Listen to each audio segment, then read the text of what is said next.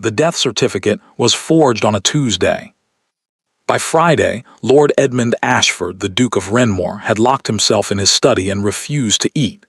He sat in the dark with a single candle and a glass of brandy he never touched, and he read her name on the paper over and over again as though repetition might change what it said. Cecily Ann Vane, departed this world the 14th of March, 1806, age 19. He had loved her since she was 16. He had planned to marry her in the spring. He had written her a letter just 4 days before, a ridiculous letter, embarrassingly tender, full of promises he intended to keep for the rest of his life. She never wrote back. Now he knew why, except he didn't. Not really. Not the truth. No one told him the truth. No one ever did. Not until 17 years later, when a young woman knocked on the doors of Renmore House on a gray November morning and said 7 words that stopped Edmund Ashford's heart in his chest. "Your Grace, Cecily Vane is still alive." The morning of Cecily Vane's funeral was unreasonably beautiful. Edmund remembered that later, how offensive it seemed, the pale gold sunlight falling across the churchyard, the birds carrying on as though nothing had ended. As though the world had not, in the span of 4 days, become a completely unrecognizable place. He stood at the graveside in his black coat with his hands clasped behind his back, the way his father had taught him a gentleman stands when he must not fall apart in public. He was 22 years old. He had never lost anyone before. He did not know yet that grief had a physical weight to it, that it settled in the chest like something swallowed wrong and simply stayed there.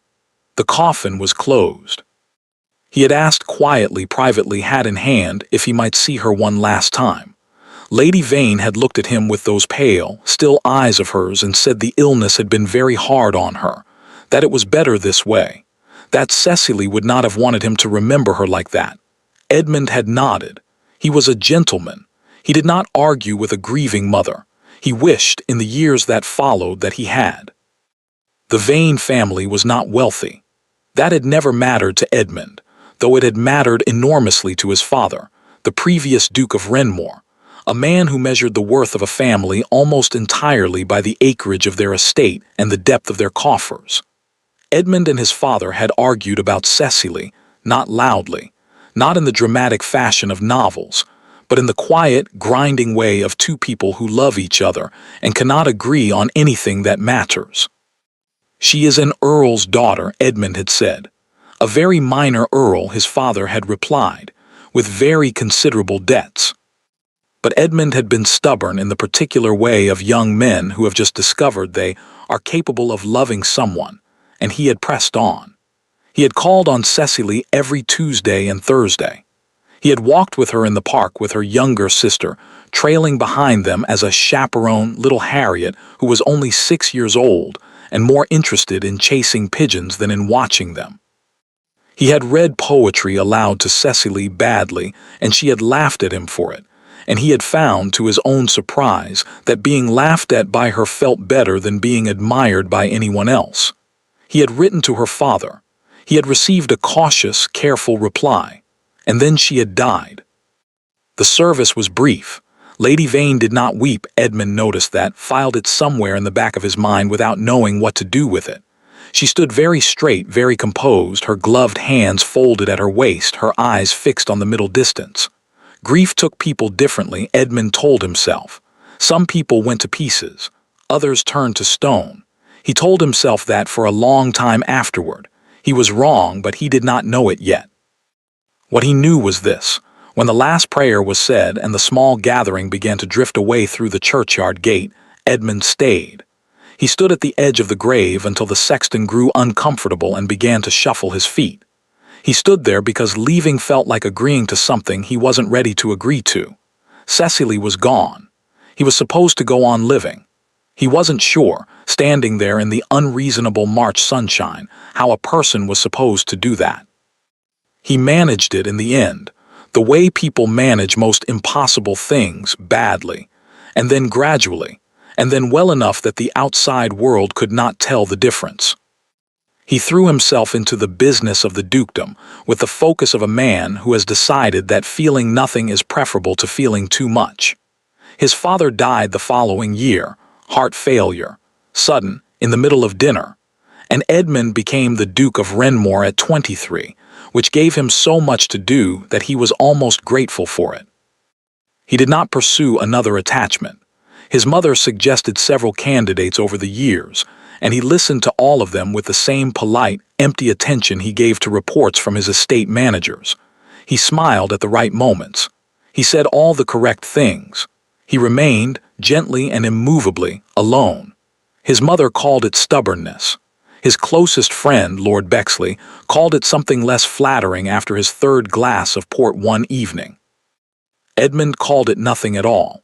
He simply lived his life and managed his estates and did not allow himself to think about Cecily Vane more than once or twice a week.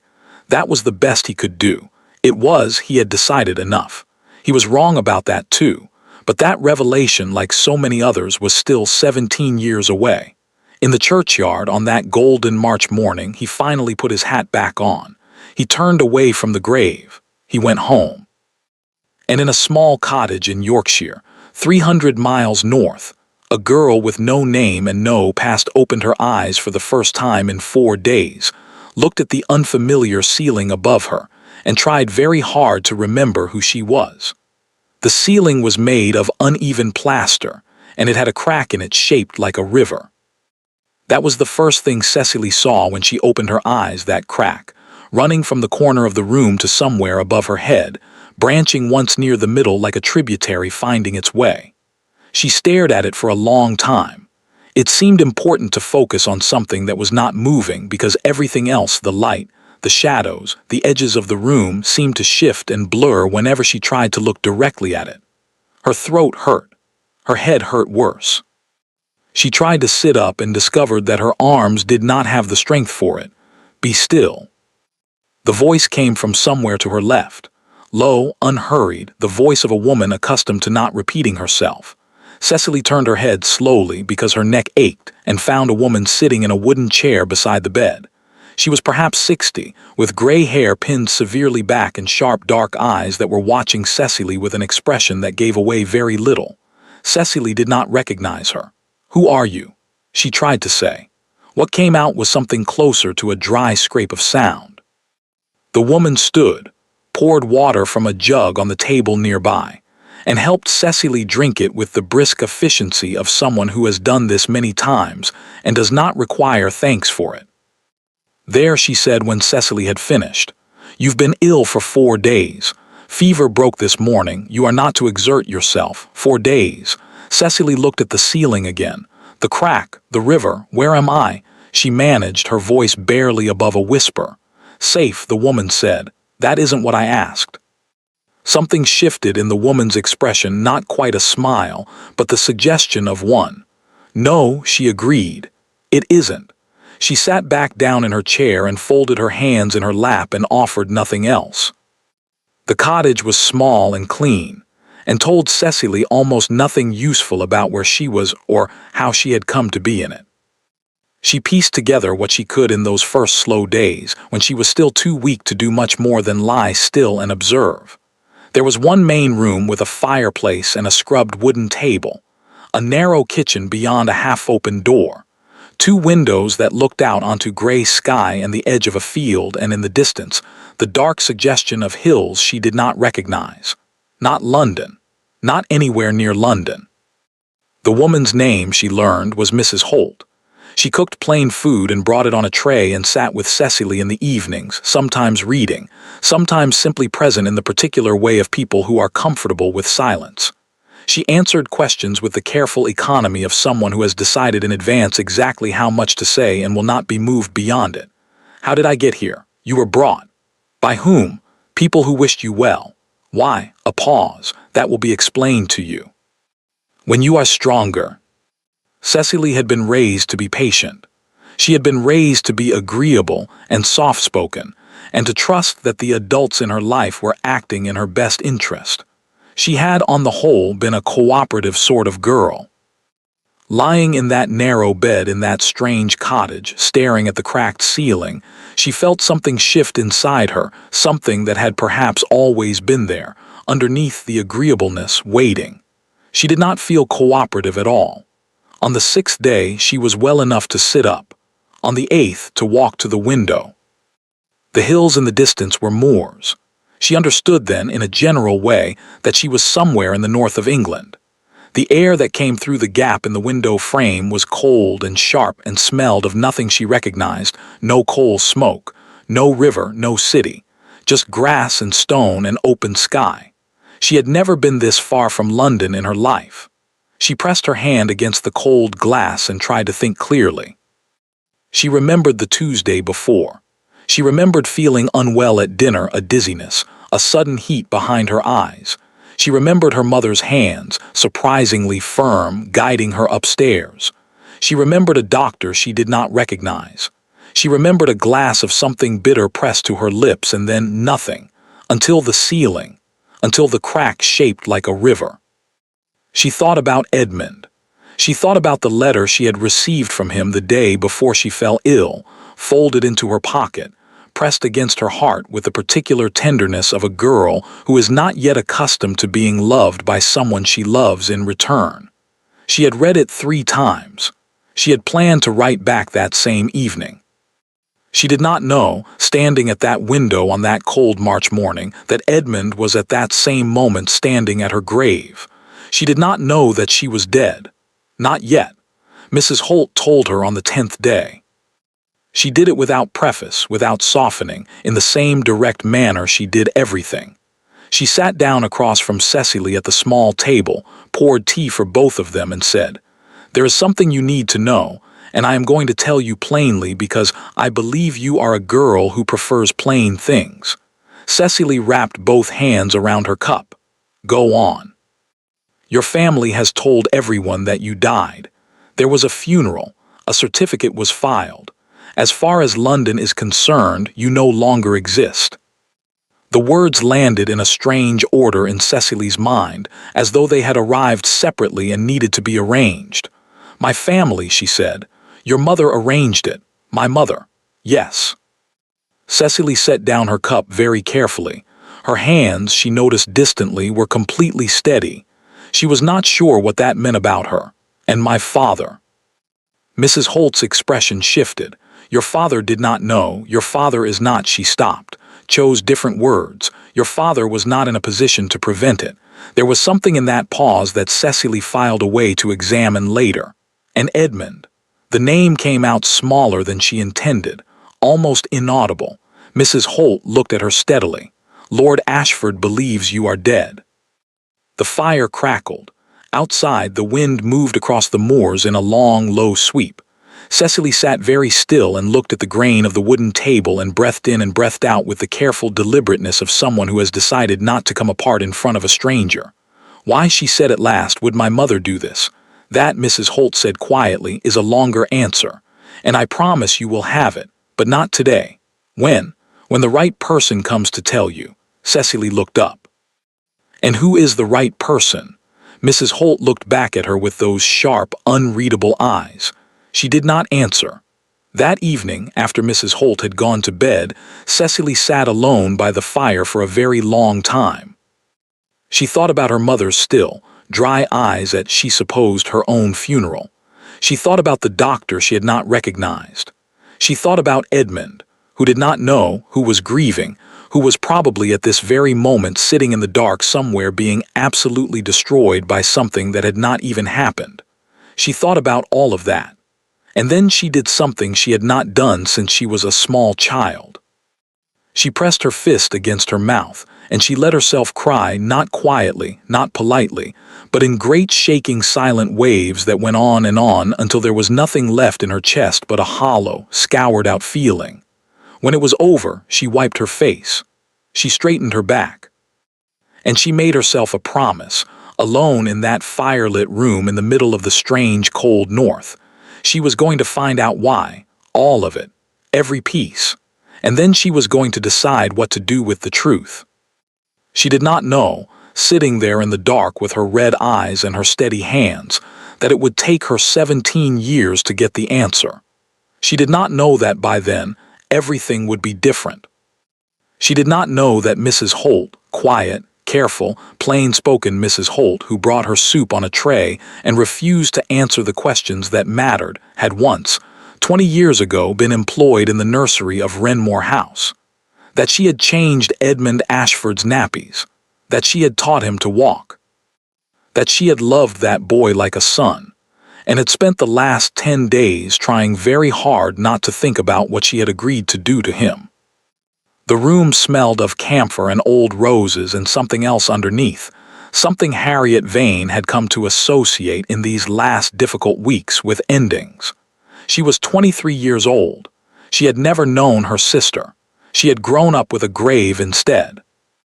Their mother lay in the large bed by the window, propped against pillows, her face the color of old wax.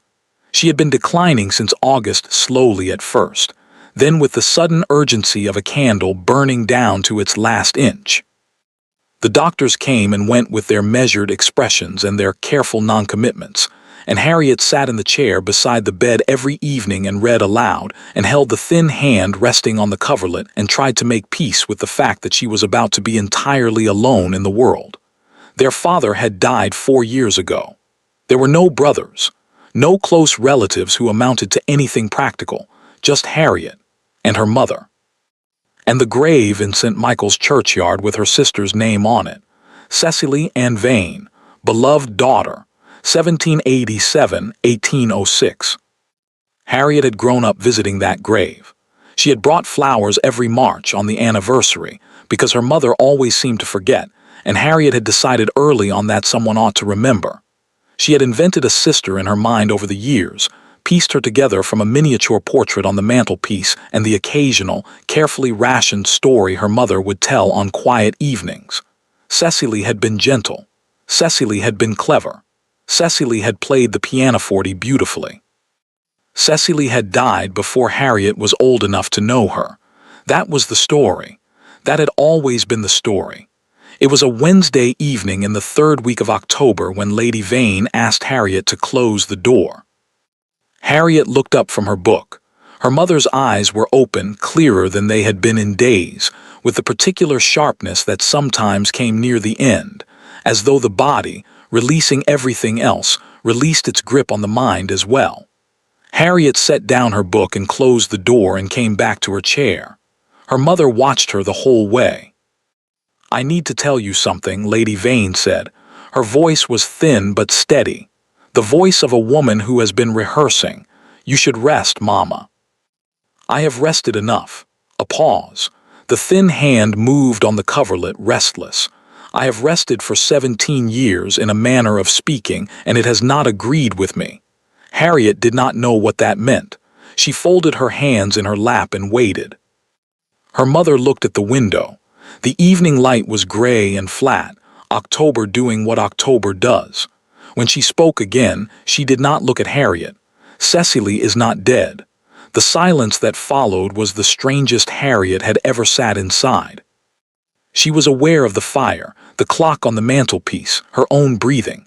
She was aware of her mother's profile against the pillow, the sharp nose, the closed eyes now, as though saying it aloud had cost her the last of whatever she'd been holding together. "I'm sorry," Harriet said at last, very carefully. "What did you say? You heard me. Mama." "She is alive." The eyes opened again, fixed on Harriet with an intensity that was almost frightening. "She has been alive this entire time. I need you to understand that before I explain anything else, because the explanation is a breath. The explanation is not simple, and I need you to hear the whole of it before you speak." Harriet thought of the grave in St. Michael's churchyard, the flowers she had brought every March for 17 years. She pressed her hands flat against her knees and said nothing. Her mother began to talk. It had started, Lady Vane said, with her husband's debts. Not small debts. Not the ordinary sort of financial embarrassment that a good season or a fortunate card game might resolve. These were the catastrophic kind, the kind that had been accumulating quietly for years behind a facade of respectability, growing in the dark the way rot grows, until one morning in the winter of 1805, a man had come to the house and laid out the full extent of them on the desk in her husband's study. That man had been the late Duke of Renmore, Edmund's father.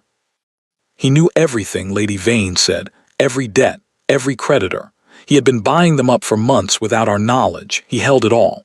He could have destroyed your father with a word: bankruptcy, disgrace, prison, everything gone. Harriet's hands tightened on her knees. Why would he do that? Because your father had something he wanted. What could Papa possibly have? A letter. Lady Vane's voice was flat now, drained of everything except the bare facts. Your father had come into possession, quite accidentally, of a letter written by the Duke of Renmore to a member of Parliament. The contents were— she paused. They were the sort of contents that end careers, end freedom. The Duke wanted that letter back, and your father, God help him, had been foolish enough to think it made him powerful. It made him a target, Harriet said quietly. Yes, a long breath. The Duke came to our house. He was very calm. He said he would forgive every debt, all of it gone, as though it had never existed, in exchange for the letter. And one other thing. Harriet felt something cold settle at the base of her spine. He wanted Edmund's attachment to Cecily ended. Permanently, cleanly. He had another match in mind for his son, a girl with a title and an estate and connections your father could never offer. He did not want Cecily in the way, but he could not simply forbid Edmund. A thin, humorless sound that might have been a laugh. Edmund was stubborn even then. A broken engagement would have caused a scene. Edmund would have fought, so he had to believe she was dead, Harriet said. The words came out very steady. She was surprised by that. Yes, her mother whispered. He had to grieve her and move on. That was the condition. Cecily would disappear. A death certificate would be arranged. The Duke had the connections for it. A funeral, a grave, and then silence.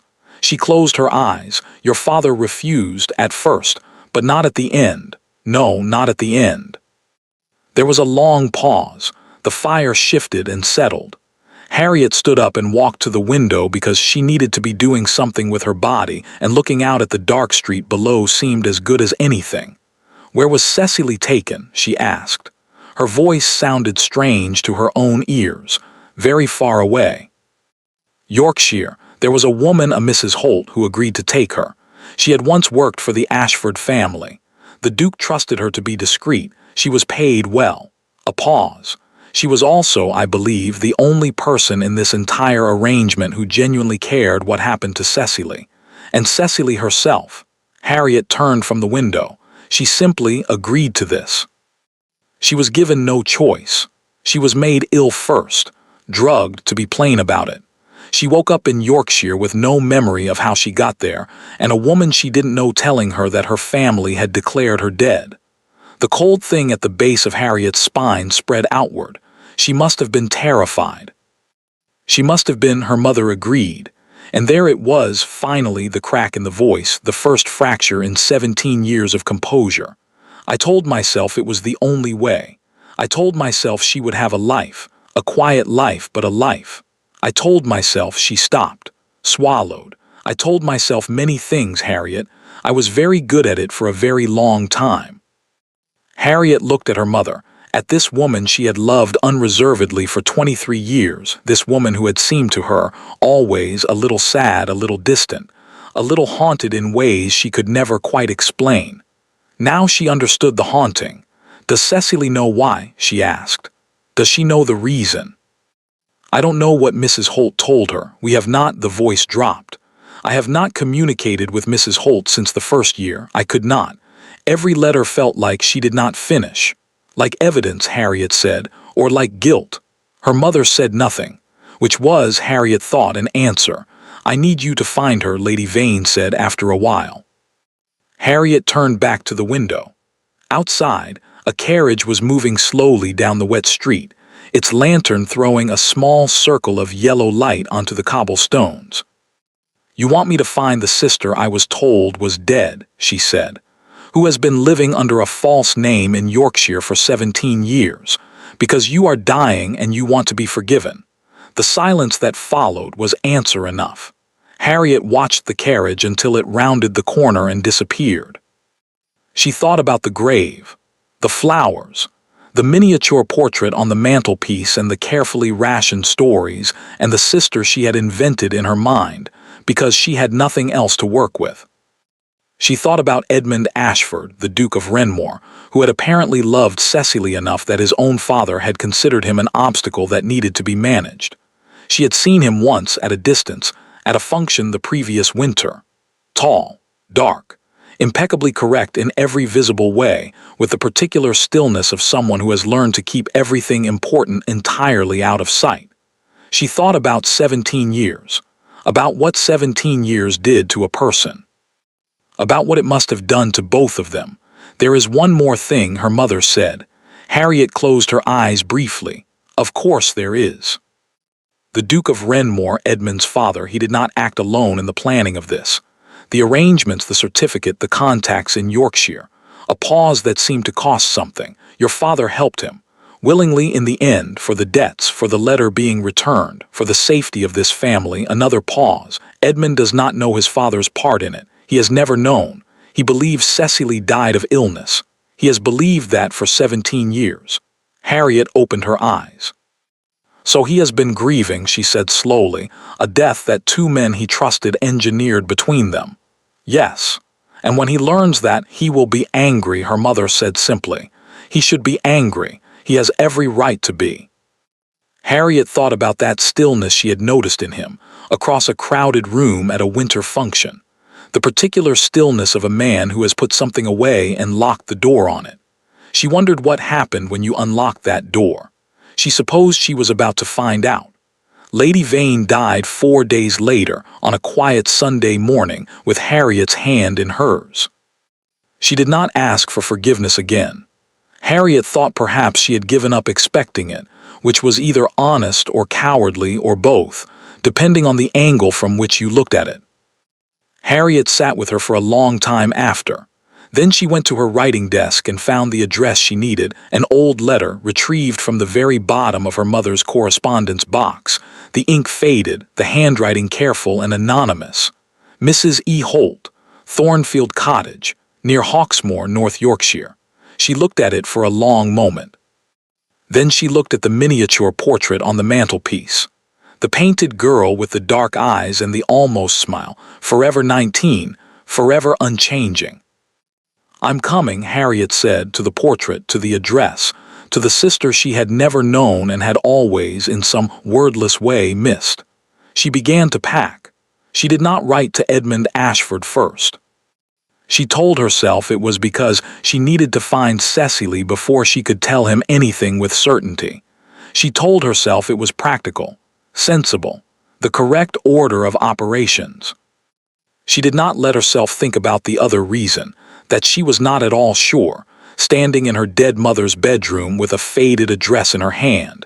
How you told a man that the woman he had mourned for 17 years was alive, or how you told him who had put her in the ground. Edmund Ashford, the Duke of Renmore, did not consider himself an unhappy man. He had considered the question carefully over the years.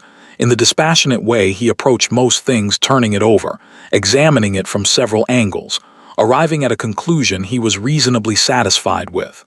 Unhappy implied a lack, a want, some specific thing missing that, if restored, would set everything right. Edmund did not experience his life that way. He experienced it as complete, fully furnished, adequately lit, functioning without obvious fault.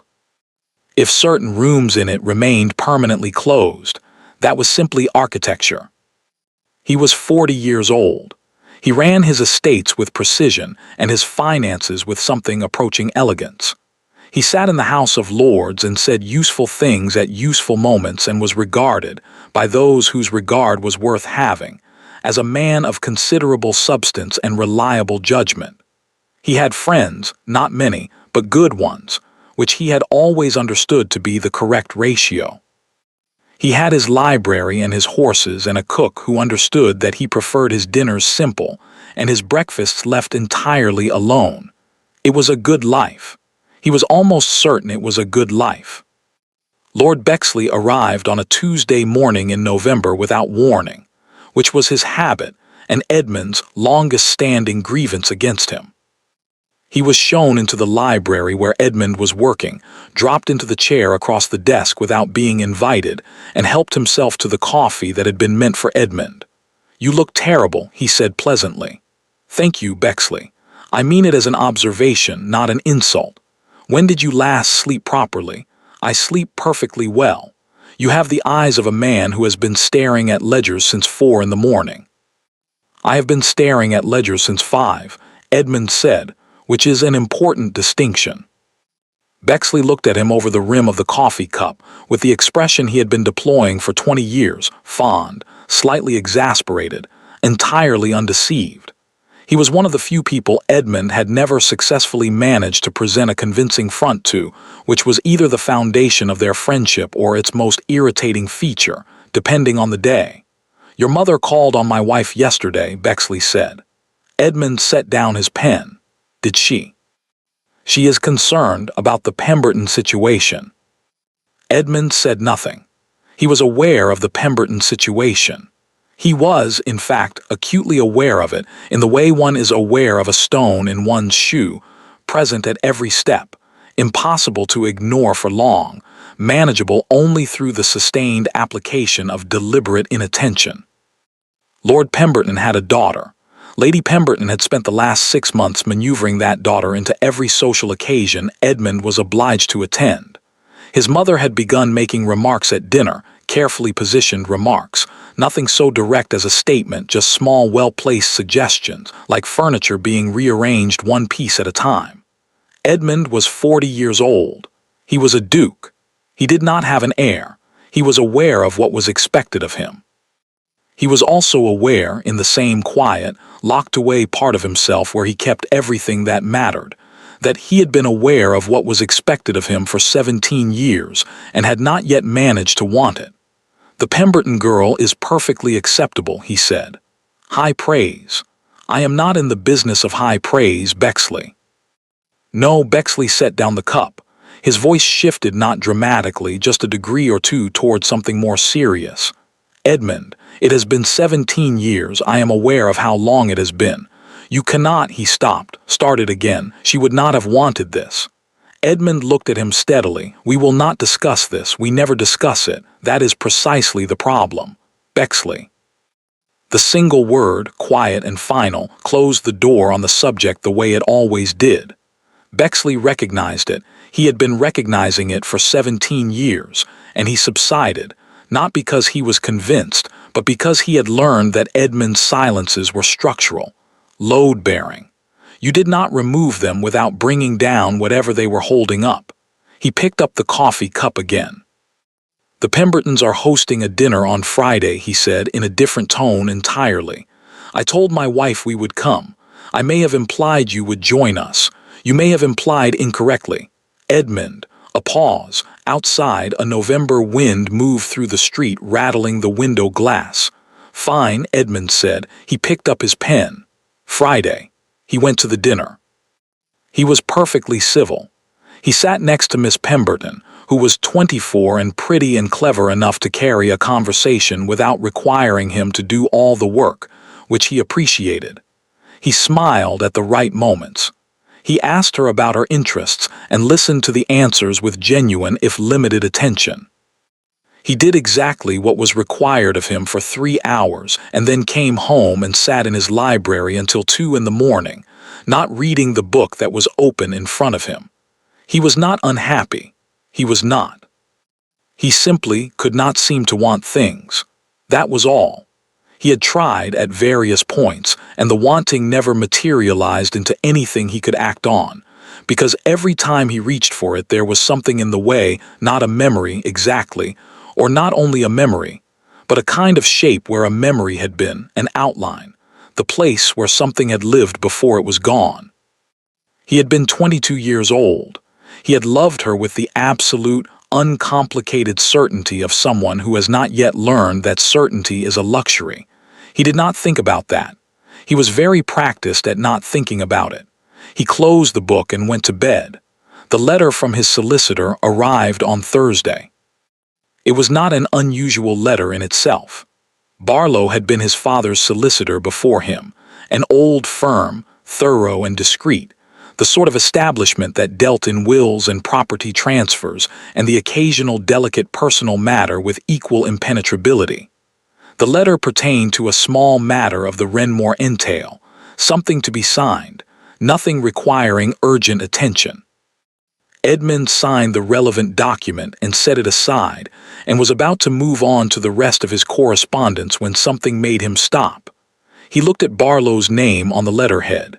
He thought, without intending to, about his father. This happened occasionally, not often but occasionally, a sudden unwilled recollection of the previous Duke of Renmore, a large man, a certain kind of confident, the sort of person who filled a room not through charm but through the absolute assurance that the room was his to fill. Edmund had admired him enormously as a child, had spent years trying to meet the specific standard his father represented, had gradually, as he grew older, begun to notice certain things. Small things, inconsistencies, moments where his father's explanation for something had not quite aligned with what Edmund had later come to understand about it. He had never examined those moments too closely. His father was dead. Examining them served no purpose. He put the letter in the outgoing pile. He moved on. On the Friday morning, 3 days before Harriet Vane knocked on his door, Edmund did something he did not ordinarily permit himself. He went to St. Michael's churchyard. He did not plan it. He was out riding early, before the city was properly awake, and he found himself in that part of the city, and then he found himself dismounting, and then he found himself inside the gate with the November frost still white on the grass, and his breath making small clouds in the cold air. The stone was simple. He had paid for it himself in those first terrible weeks because her family had not had the means and he had needed to do something with his hands besides shake. Cecily Ann Vane, beloved daughter, 1787-1806. He stood there for a while. He did not speak to the stone. He had never done that. It had always seemed to him a kindness more for the living than the dead, and he was not in the habit of being kind to himself in ways that could not be observed. He simply stood there in the cold and let himself look at her name. 17 years. He had done the arithmetic many times involuntarily, in the way the mind returns to a bruise. She would have been 36. She would have had, he had imagined it, in his weaker moments, children probably. The particular competence she had brought to everything she attempted. The laugh that had surprised him the first time because it was nothing like what he'd expected from a girl so carefully raised. He would have known her for 17 years. He stood there until his hands went cold. Then he put his hat back on and went home. She came on a Monday. Edmund was in his study when Simmons knocked, his butler, a man of great discretion and minimal expression, who communicated the entirety of his internal life through almost imperceptible variations in posture. His posture now suggested something unexpected. "There is a young woman, Your Grace. She does not have a card. She says it is a personal matter and that you will wish to hear what she has to say." Edmund looked up from his desk. "Name, Miss Harriet Vane, Your Grace." Something happened in Edmund's chest. A small thing. A shift, like a fault line that has been still for a very long time registering the faintest tremor. Vane. He knew the name, of course. He had made it his business in a private and careful way to know what had become of the family. The father had died. The mother recently. He had seen the notice in the paper just last week and had sat with it for longer than he intended. There was a younger sister he had never met. Harriet, he said, almost to himself. She would be, he calculated briefly, 23 now. The child who had been chasing pigeons in the park while he walked with Cecily. Show her in, he said. She was not what he expected, though he could not have said precisely what he had expected. She was small and dark-haired and serious in a way that reminded him, with a jolt he did not let register on his face, of a miniature portrait he had looked at for a very long time in a very different life. She stood in the doorway of his study with her chin up and her hands clasped in front of her, and regarded him with the expression of someone who has been rehearsing a very difficult conversation, and is determined to get through it with their composure intact. He gestured to the chair across from his desk. He sat, a brief silence. "Miss Vane," he said, "I was sorry to read of your mother's passing." "Thank you, Your Grace." Her voice was steady. "I will come directly to the reason I am here if you don't mind. I am not very good at the approach, and I think for what I have to tell you the direct path is probably kinder."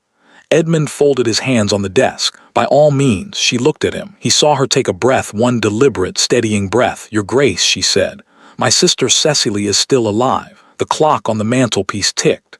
Edmund did not move, did not speak, did not, as far as he was aware, breathe.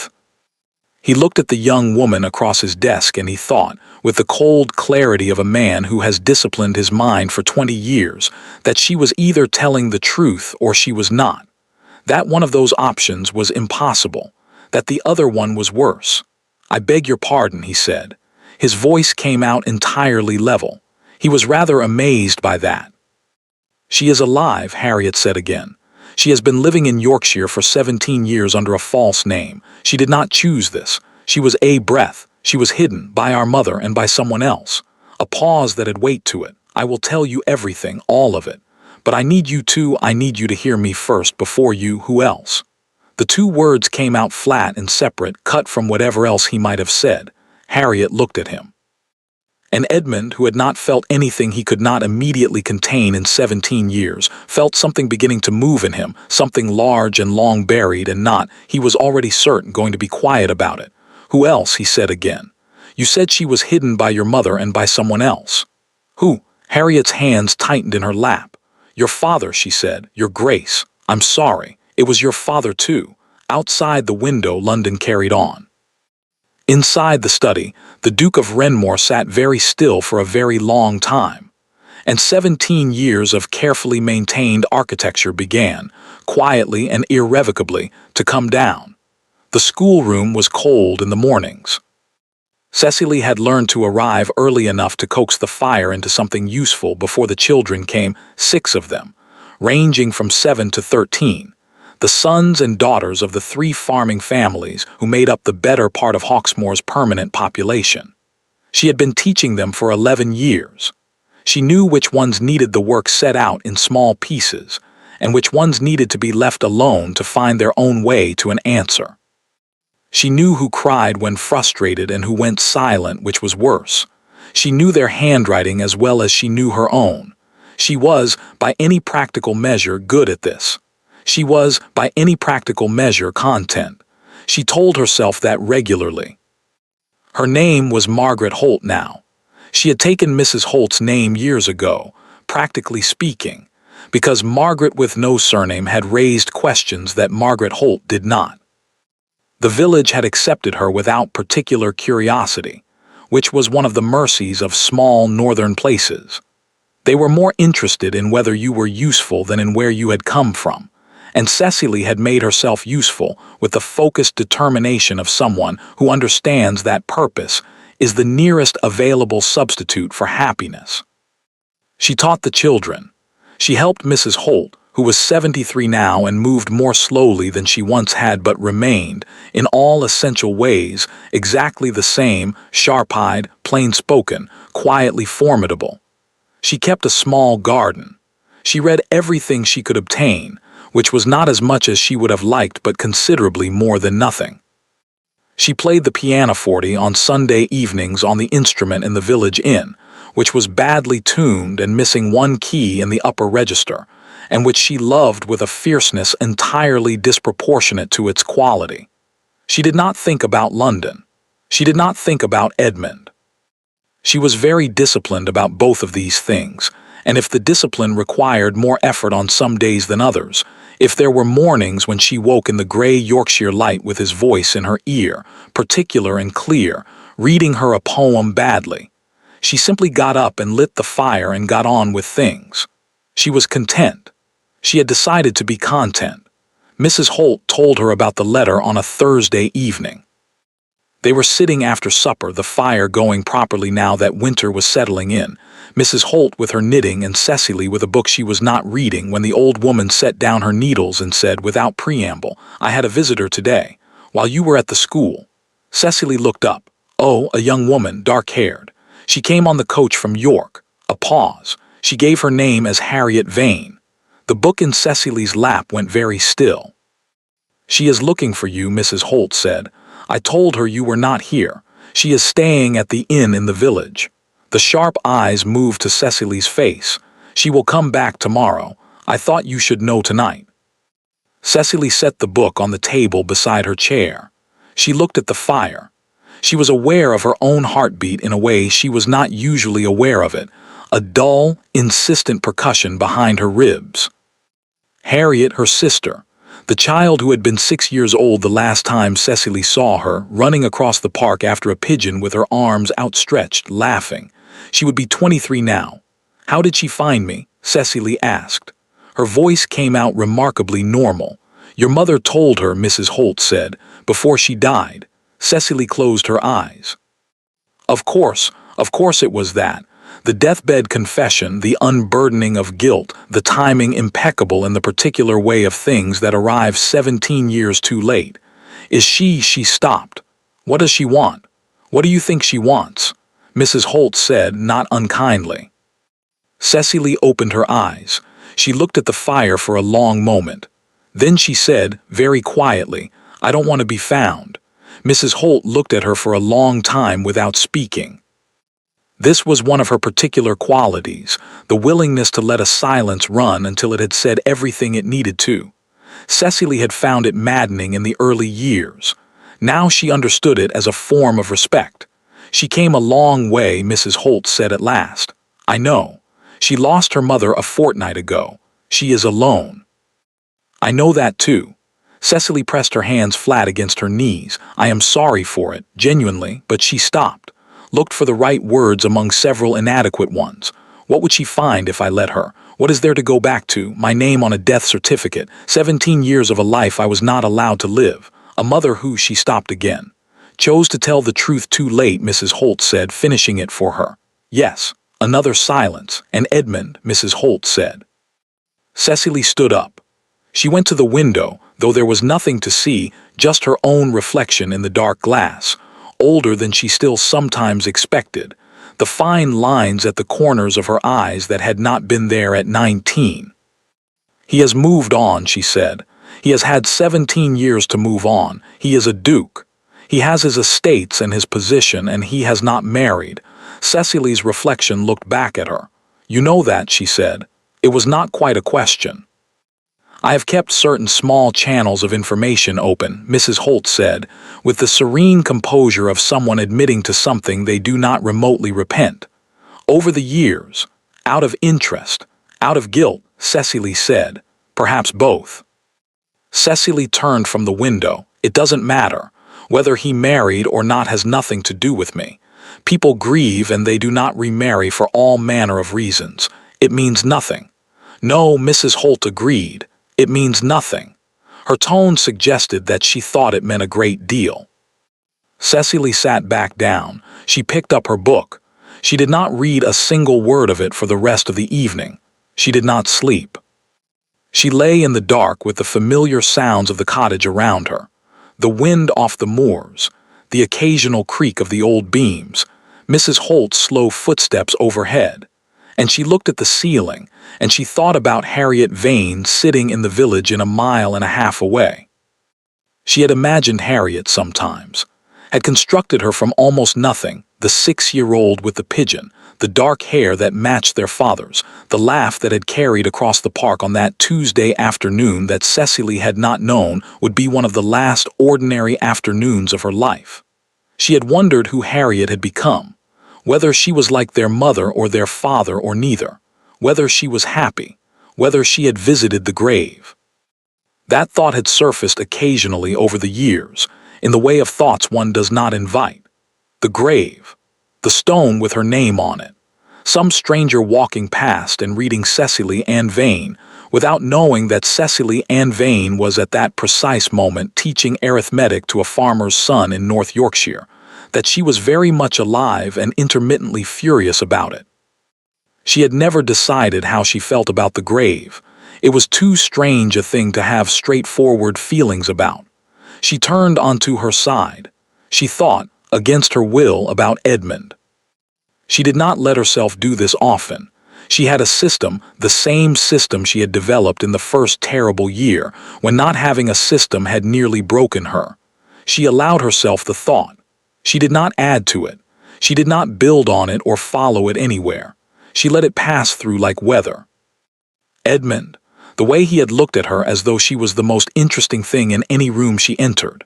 The poem he had read aloud, horribly, and then looked up at her with such earnest horror at his own performance that she had laughed until her sides hurt. The letter she had received 4 days before everything ended, which she had memorized, every word of it in those first long months in Yorkshire, and which she had then spent the next 16 years trying to forget. I intend to love you for a very long time, Miss Vane. I thought you should know. She closed her eyes. She thought, he does not know I exist. He has grieved and recovered and become someone I have never met. He is a duke with a life and a world that has nothing to do with me. She thought, I have built something here, small but mine. I have children who need teaching on Monday morning. She thought, I have been safe here. And underneath all of it, quiet and persistent as groundwater, he did not come. 17 years. If he had wanted to find her, if he had questioned anything, doubted anything, refused to simply accept what he was told, he could have looked. He was a duke. He had resources and connections and the particular kind of authority that opens doors that are closed to everyone else. He had not looked. He had believed what he was told and gone home and lived his life. She knew it was not fair, this feeling.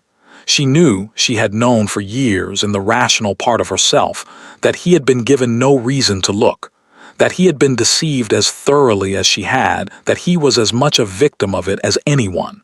She knew all of that. She felt what she felt anyway. Harriet came at 10 in the morning. Cecily had decided, sometime in the small hours, that she would see her, not because she was ready, not because she had resolved anything, but because refusing felt, on balance, like a different kind of cowardice than going. She opened the door herself. They stood and looked at each other for a long moment, the dead sister and the living one, 17 years of absence between them like a third presence on the doorstep. Harriet had their father's dark hair and their mother's posture and eyes that Cecily did not recognize from anyone, which made sense, she supposed. People became their own things. She looked like she had been crying. She looked like she was very determined not to cry again. Cecily, she said. Her voice cracked slightly on the word and she pressed her lips together. Margaret, Cecily said. The correction was automatic, habitual, and she heard how it sounded the moment it left her mouth, a small cruelty, unintended, landing anyway. Harriet absorbed it without flinching. Cecily, she said again, gently, firmly, please, a long beat. Come in, Cecily said. They sat at the same small table where Cecily had once sat with Mrs. Holt and been told she was dead. There was something appropriate about that, in a grim sort of way. Harriet told her everything, the deathbed confession, the debts, the letter their father had held over the old Duke of Renmore, the arrangement. She told it plainly and in order without embellishment, and Cecily listened with her hands around a cup of tea she did not drink and her face doing what her face had learned to do over 17 years, keeping the inside on the inside. When Harriet finished, there was a silence. So it was not just Mama, Cecily said. No, his father too. Yes. They arranged it together. Cecily looked at the table. 2 men sat in a room and decided to erase me, and my mother agreed to it. And I have been living in a cottage in Yorkshire for 17 years because the old Duke of Renmore wanted a better match for his son.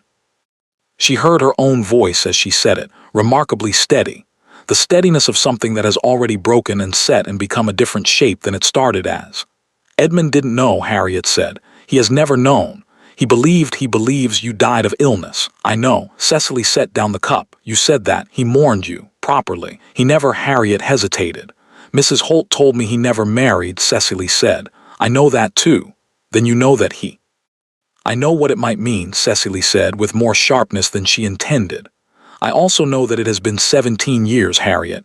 Whatever he felt, whatever either of us felt, we were 22 and 19. We were barely more than children. People do not simply, she stopped. Time does not stop. We are not the same people. Harriet looked at her across the table with those unrecognizable eyes.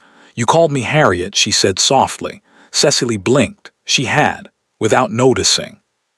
Something shifted in her chest, small and unexpected, like a key turning in a lock she had forgotten was there. "I'm sorry," she said, and was not sure what she was apologizing for exactly, or to whom. "Don't be," Harriet said, and then, very quietly, "I brought flowers, every March, to the grave. I didn't know, I had no idea, but I wanted someone to remember." The silence that followed was a different kind than the ones before it.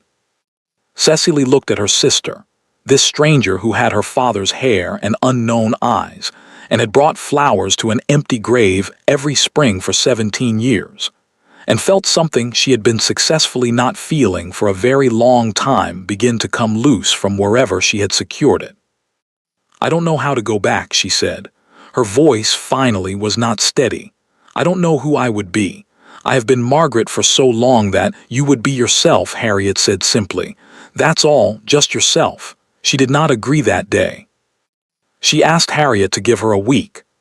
Harriet, who had more patience than Cecily would have expected, and more steel underneath the patience than she initially showed, agreed without argument and went back to the inn and waited. The week was the longest Cecily had spent in years. She taught her classes. She tended the garden, though there was little left to tend in November. She sat with Mrs. Holt in the evenings and did not talk about any of it, because Mrs. Holt already knew everything she was thinking and had the wisdom not to say so. On the 5th day, Dr. Graves came to call. He was 31, the village doctor, a decent and straightforward man who had arrived in Hawksmoor 4 years ago and had made no secret of the regard he had developed for Margaret Holt. He had asked her twice, politely, without pressure, with the genuine warmth of someone who has decided to want something and approached it honestly. She had said no both times. He sat across from her in the parlor with his hat in his hands and asked if she was all right. He had heard there was a visitor, a family matter, and she looked at him and thought, clearly and without cruelty, that he was a good man and she could not do it.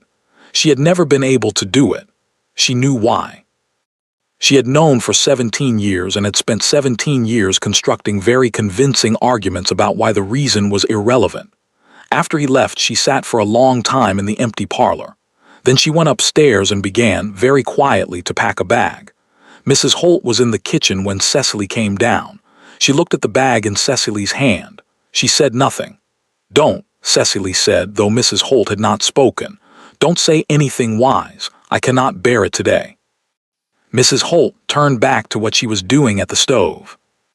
"There is a letter," she said after a moment, "in the tin on the top shelf. I have been keeping it for some time. I think you should take it with you." Cecily looked at the shelf. At the old tin she had always assumed contained nothing but papers and receipts. What letter? "One the old Duke wrote," Mrs. Holt said, "to me, when this was all arranged, explaining certain things, setting out terms." A pause. "I kept it because I thought there might come a time when the truth needed something more solid than a woman's word to stand on." Cecily stared at her. "You have had a letter from Edmund's father," she said, "all this time, explaining what he did, and you kept it. Yes. Why didn't you tell me?" Mrs. Holt was quiet for a moment. When she turned, her expression had something in it that Cecily had not seen there before, not quite guilt, but close to it. The closest thing to it that a woman of her particular temperament was capable of showing. "Because for a long time," she said, "I was not sure you were going to leave, and the letter is not useful here. It is only useful there." Cecily held her gaze for a long moment. Then she reached up and took the tin from the shelf. She went to Harriet the next morning. Harriet opened the door of the inn room and looked at the bag in Cecily's hand and the tin under her arm, and something in her face, carefully controlled until now, careful and patient and determined, finally broke open into something much younger and much less composed. She did not say anything. She simply crossed the room and put her arms around her sister. Cecily stood very still for a moment. Then slowly, she put her arms around Harriet too. Outside, the November moors stretched gray and cold and enormous to every horizon. Inside, two sisters stood in a small, warm room and held on, and 17 years of distance did not disappear. It was not that simple, it was never that simple, but it shifted just slightly into something that felt like it might eventually be crossed. "All right," Cecily said at last into her sister's shoulder. Her voice was muffled and entirely undignified. "All right. Let's go." He should not have come. He had told himself this at every stage of the journey, in his study in London, while Harriet Vane was still sitting across from him, in the hours after she left while he stood at his library window and stared at nothing, in the morning when he cancelled 3 appointments and told Simmons to have the carriage ready by noon. He had told himself he was being irrational, that the correct course of action was to wait, to verify, to approach this as he approached everything, with patience and method and the systematic elimination of uncertainty before any action was taken. He had been 2 days north of London before he admitted that he was not capable of waiting. Not for this. Harriet had sent word ahead, he had asked her to, and she had agreed, though something in her expression when she agreed suggested she was not entirely certain it was the right decision. He understood her hesitation. He did not know what Cecily had been told, or what she felt, or what 17 years had made of the girl he had known. He did not know what he was riding toward. He knew only that she was alive. That single fact had rearranged everything in him, silently and completely, the way an earthquake rearranges a landscape, not destroying it precisely, but making it unrecognizable. All the furniture of the last 17 years, so carefully placed, so precisely maintained, had shifted in the night, and he could not find his footing in any of it. She was alive. She had been alive the whole time. He had stood at her grave in the November frost 4 days ago, and read her name on the stone he had paid for, and she had been alive. He did not allow himself to think about his father. Not yet. That was a room he would have to enter eventually, but not while he was moving. Not while the carriage wheels were still turning and there was still distance between him and her. He needed to be still for that. He needed to be somewhere he could put his hands on something solid before he opened that particular door. He looked out at the moors instead. He had never been this far north. The landscape was nothing like anything he knew, vast and austere and indifferent to observation, the winter grass pale as straw, the sky the particular gray of pewter left too long without polishing. It should have been bleak. It was, in some technical sense, entirely bleak. He found he could not stop looking at it. She had lived here for 17 years. She had looked at this sky every morning. These hills had been the edges of her world. He tried to understand that and found he could not, quite. His mind kept sliding off it, the way it slides off things that are too large to be taken in whole. He found the inn at Hawksmoor as the light was going. Harriet met him in the narrow front room, and he saw immediately from her face that something had already happened, something that required him to recalibrate whatever he had been preparing himself for. "She knows you're coming," Harriet said. "I told her yesterday." And a pause. She didn't say much. That could mean several things. Yes, Harriet agreed. It could. He sat down. He accepted the tea that was brought without tasting it. Outside the single window the last light was draining from the moors, and the darkness coming in was absolute in the way that darkness in cities never quite managed. "How is she?" he asked. The question felt inadequate before he finished asking it. Harriet considered it seriously, which he appreciated. "She is herself," she said at last, "very much herself, more than I expected perhaps. She looked for the word. She has not been waiting, if that's what you're wondering. She has been living." Edmund absorbed this. "Good," he said. He meant it. He was almost sure he meant it. "She is not," Harriet stopped. Started again, more carefully. "Edmund, she is not the girl you knew. She is 36 years old, and she has been through something that would have broken most people, and she is angry. Not at this moment, not on the surface, but underneath. She is very angry, and she has been managing it for a very long time, and I think you should know that before you see her. Who is she angry at?" Harriet looked at him steadily. Everyone, I think, my mother, your father, the general shape of what was done to her. A pause, and you, a little, unfairly. She knows it's unfair, which I think makes it worse. Why me? Because you believed it, Harriet said simply. She knows you had no reason not to. She knows it completely in her head. But 17 years is a long time to be dead to the person she stopped. The fire crackled. To the person you loved, Edmund said quietly. Harriet did not answer, which was, again, an answer. He did not go to the cottage that evening. He had intended to. He had ridden 300 miles on the strength of that intention. But sitting in the inn with the moors dark outside and Harriet's words rearranging themselves in his chest, he found he could not simply arrive at her door in the dark after 17 years as though he were calling on a neighbor. He needed one night. He sat by the fire until late, and he let himself think about his father. He had been avoiding it since Monday, had packed it away with the brisk efficiency of a man who has had 20 years of practice at not thinking about the things that are most urgent to think about. But it would not stay packed any longer, and the inn at Hawksmoor in the dark was as good a place as any to unpack it. His father had done this. His father had sat in a room with a frightened man and made a calculation, weighed Edmund's grief against his own interests, and found Edmund's grief to be the lighter thing.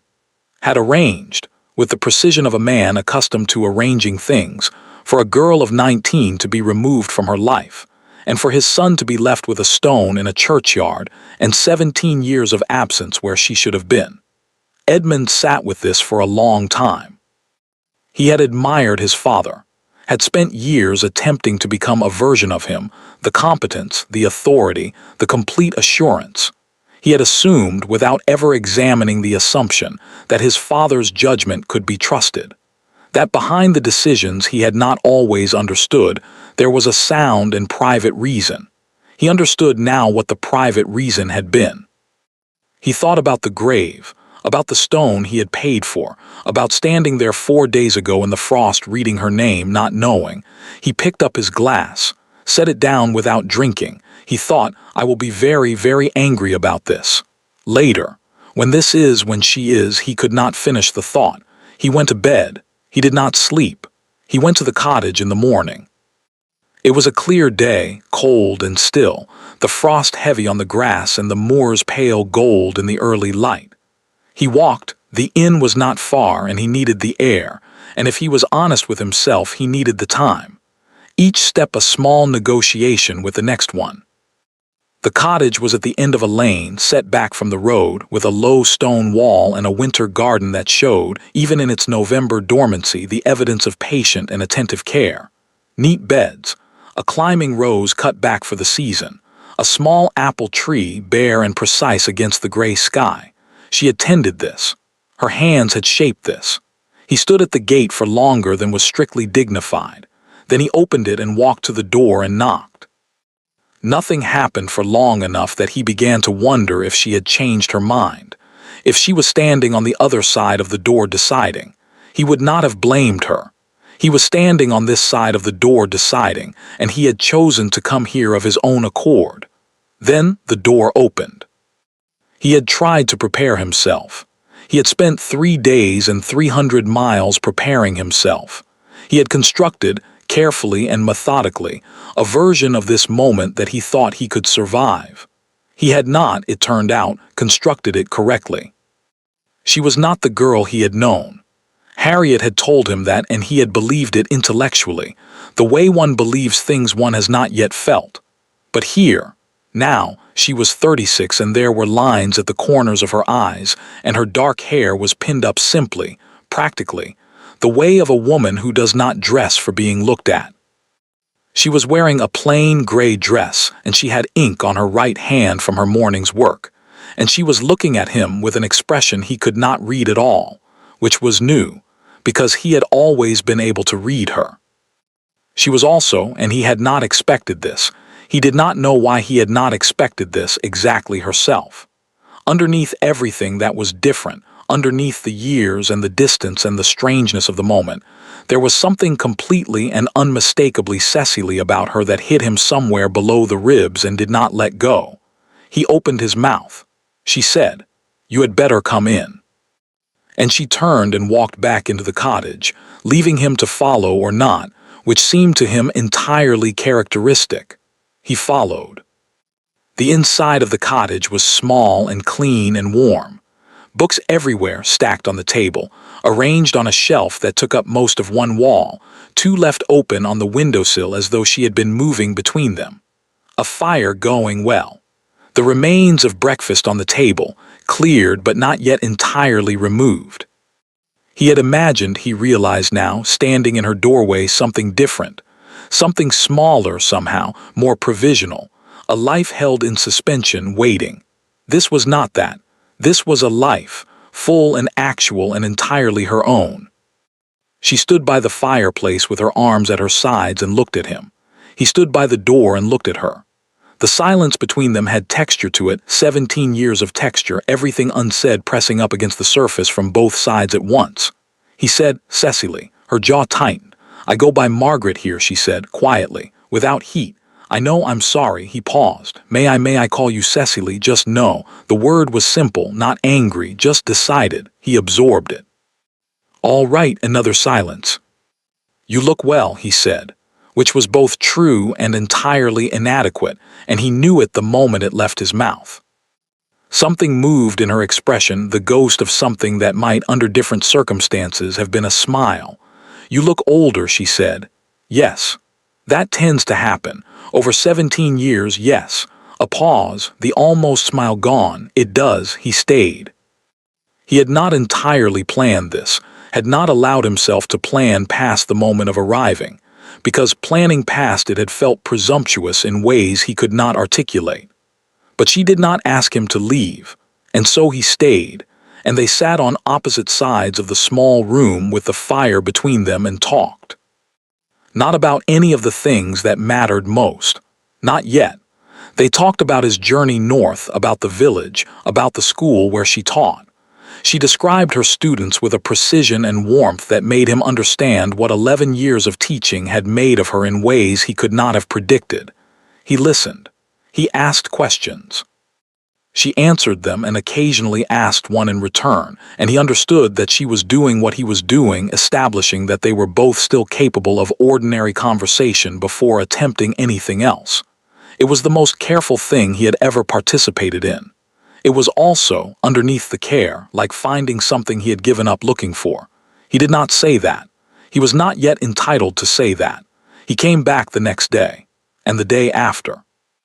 She did not invite him and she did not turn him away, which he took as provisional permission and treated accordingly. He kept his visits to the mornings, when Mrs. Holt was present, sharp-eyed and observant, watching him with an expression he found difficult to interpret and eventually understood to be guilt. He brought nothing. He asked for nothing.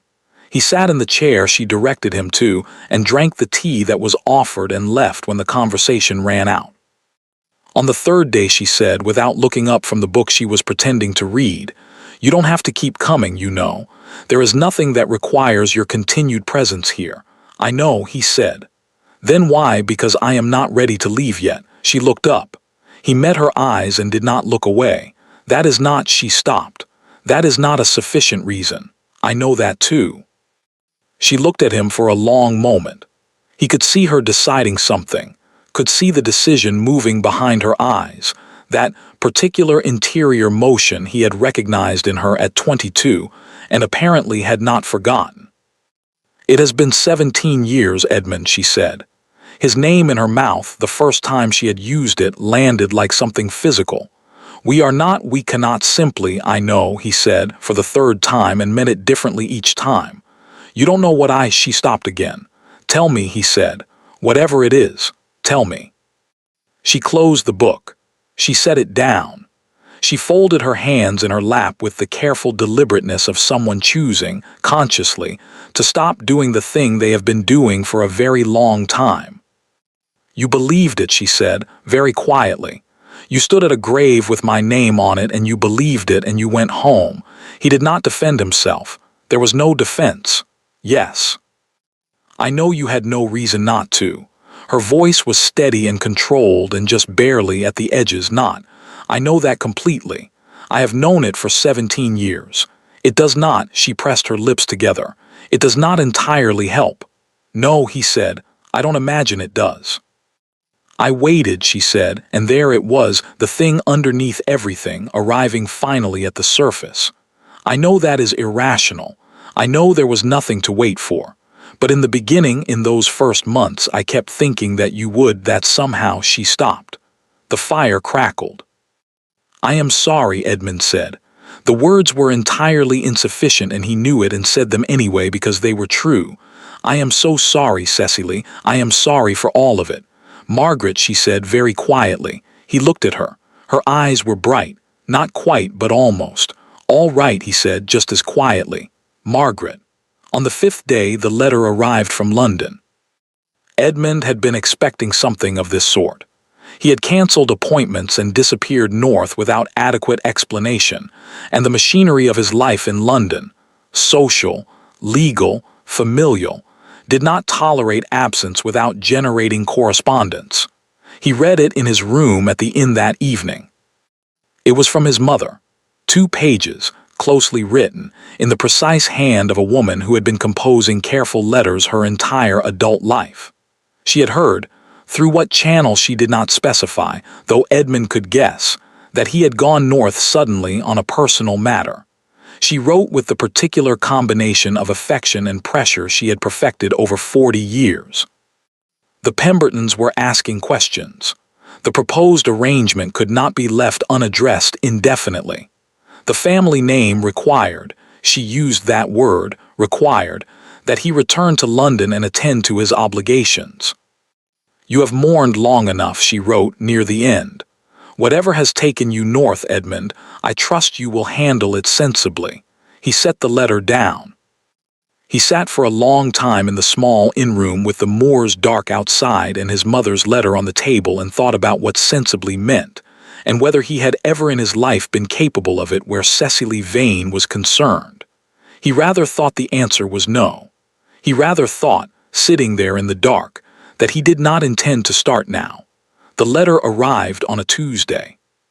Cecily was at the school when Harriet brought it. She found it on the table when she came home at midday, propped against the tea tin, Harriet sitting across from it with the expression of someone who has been managing a piece of information for several hours and is relieved to hand it over. It came this morning, Harriet said, from Mrs. Holt. Cecily looked at the letter, then at Harriet. Mrs. Holt is in the next room. She wrote it anyway. She said she preferred to say it in writing. Harriet paused. I think she was not sure she could say it aloud. Cecily sat down. She looked at the letter for a moment, at the old woman's careful, cramped handwriting on the outside, her name, the name she had been given and had carried for 17 years, and then she opened it. It was short, less than a page. Mrs. Holt was not a woman who used more words than the thing required. There are things I should have told you long ago. I did not, for reasons that seemed sufficient at the time and do not seem sufficient now. I am 73 years old and I find I am no longer willing to carry what I have been carrying. The letter in the tin is only part of it. The rest is in what I have to say to you and to Lord Ashford together. I am asking you to arrange this. I am asking you to forgive me, though I understand if you cannot. I remain, as I have always been, yours, E. Holt. Cecily read it twice. Then she folded it and set it down and looked at the window, at the pale December sky, the frost still heavy on the stone wall outside, the bare branches of the apple tree perfectly still in the cold air. What do you think she means? Harriet asked. The rest of it. I don't know, Cecily said, but she thought she might. She sent word to Edmund that afternoon. She wrote the note herself, sitting at the table where she marked her students' work, using the same pen and the same plain paper. She wrote 3 drafts. The first 2 were longer than they needed to be. The third was 4 sentences. There is something Mrs. Holt needs to tell us. Both of us together. Will you come tomorrow morning? See, she looked at the initial for a moment. Then she sealed it and gave it to Harriet without changing it. He came at 9. She heard the knock and opened the door herself, and he was standing on the path in his dark coat with the frost still white on the grass behind him, and she had been seeing him every morning for a week, and it still did something to her composure that she wished it would stop doing. "Good morning," he said. "Come in," she said. "Mrs. Holt is waiting." He followed her through to the small sitting room where Mrs. Holt was already in her chair by the fire, very upright, very still, her hands folded in her lap in the manner of someone who has made a decision and intends to see it through before they lose their nerve. She looked at Edmund when he came in. Something passed across her face, a complicated thing, made of recognition and grief and the particular pain of seeing someone you have known since childhood and understanding fully what you did to them. "My lord," she said, "Mrs. Holt." Edmund looked at her for a moment. Then quietly, "You taught me to walk." "Yes," she said. "I did. I have been trying to decide," he said, sitting down across from her, "whether that makes this better or worse." "Worse, I should think," Mrs. Holt said, with the ghost of her usual directness. "Sit down, my lord. There is a great deal to say, and I am not as young as I was." She began, as she did everything, without preamble. She had worked for the Ashford family for 11 years. She had loved the child. Edmund had been a serious boy, not easy but worth the effort, the kind of child who asked genuine questions and listened to the answers. When she left their employ, it had been on good terms, or so she had believed. She had retired to her sister's cottage in Yorkshire. She had expected to live out her days quietly. Then the old Duke had come to see her. He came himself, Cecily said. He came himself. Mrs. Holt's hands tightened slightly in her lap. In the autumn of 1805. He told me what he needed. A woman he could trust in a location sufficiently removed from London with sufficient motivation to be discreet. A pause. He offered money. A good deal of it. Enough to buy this cottage and keep it for life. "And you agreed," Edmund said. His voice was even. Cecily glanced at him. His face was composed, careful, the particular blankness of someone keeping something very large very still. "Not immediately." Mrs. Holt met his eyes. "I argued with him. I told him it was wrong. He told me." She stopped, took a breath. "He told me the alternative was worse. That if the attachment continued, if you married the girl, her family's situation would destroy you. The debts, the scandal attached to her father, he said it would be used against you. That your enemies in Parliament would use it. That it would cost you everything he had built." "He was lying," Edmund said. "I know that now." A pause. "I believed him then." Or she stopped again. "I wanted to believe him. That is not the same thing, and I have known the difference for 17 years. The fire shifted. Outside, a wind moved across the moors in that long low way it had, and the cottage held against it. "There is more," Mrs. Holt said. "Tell us," Cecily said. She told them about the first year. Cecily knew parts of it, her own experience of it, the fever and the waking and the slow, terrible understanding of where she was and why. But she had not known all of it from Mrs. Holt's side. Had not known that the old woman had written to the Duke 4 times in those first months, each letter more urgent than the last, reporting that the girl was not adjusting, that she was losing weight, that she had stopped speaking for 3 weeks in the spring.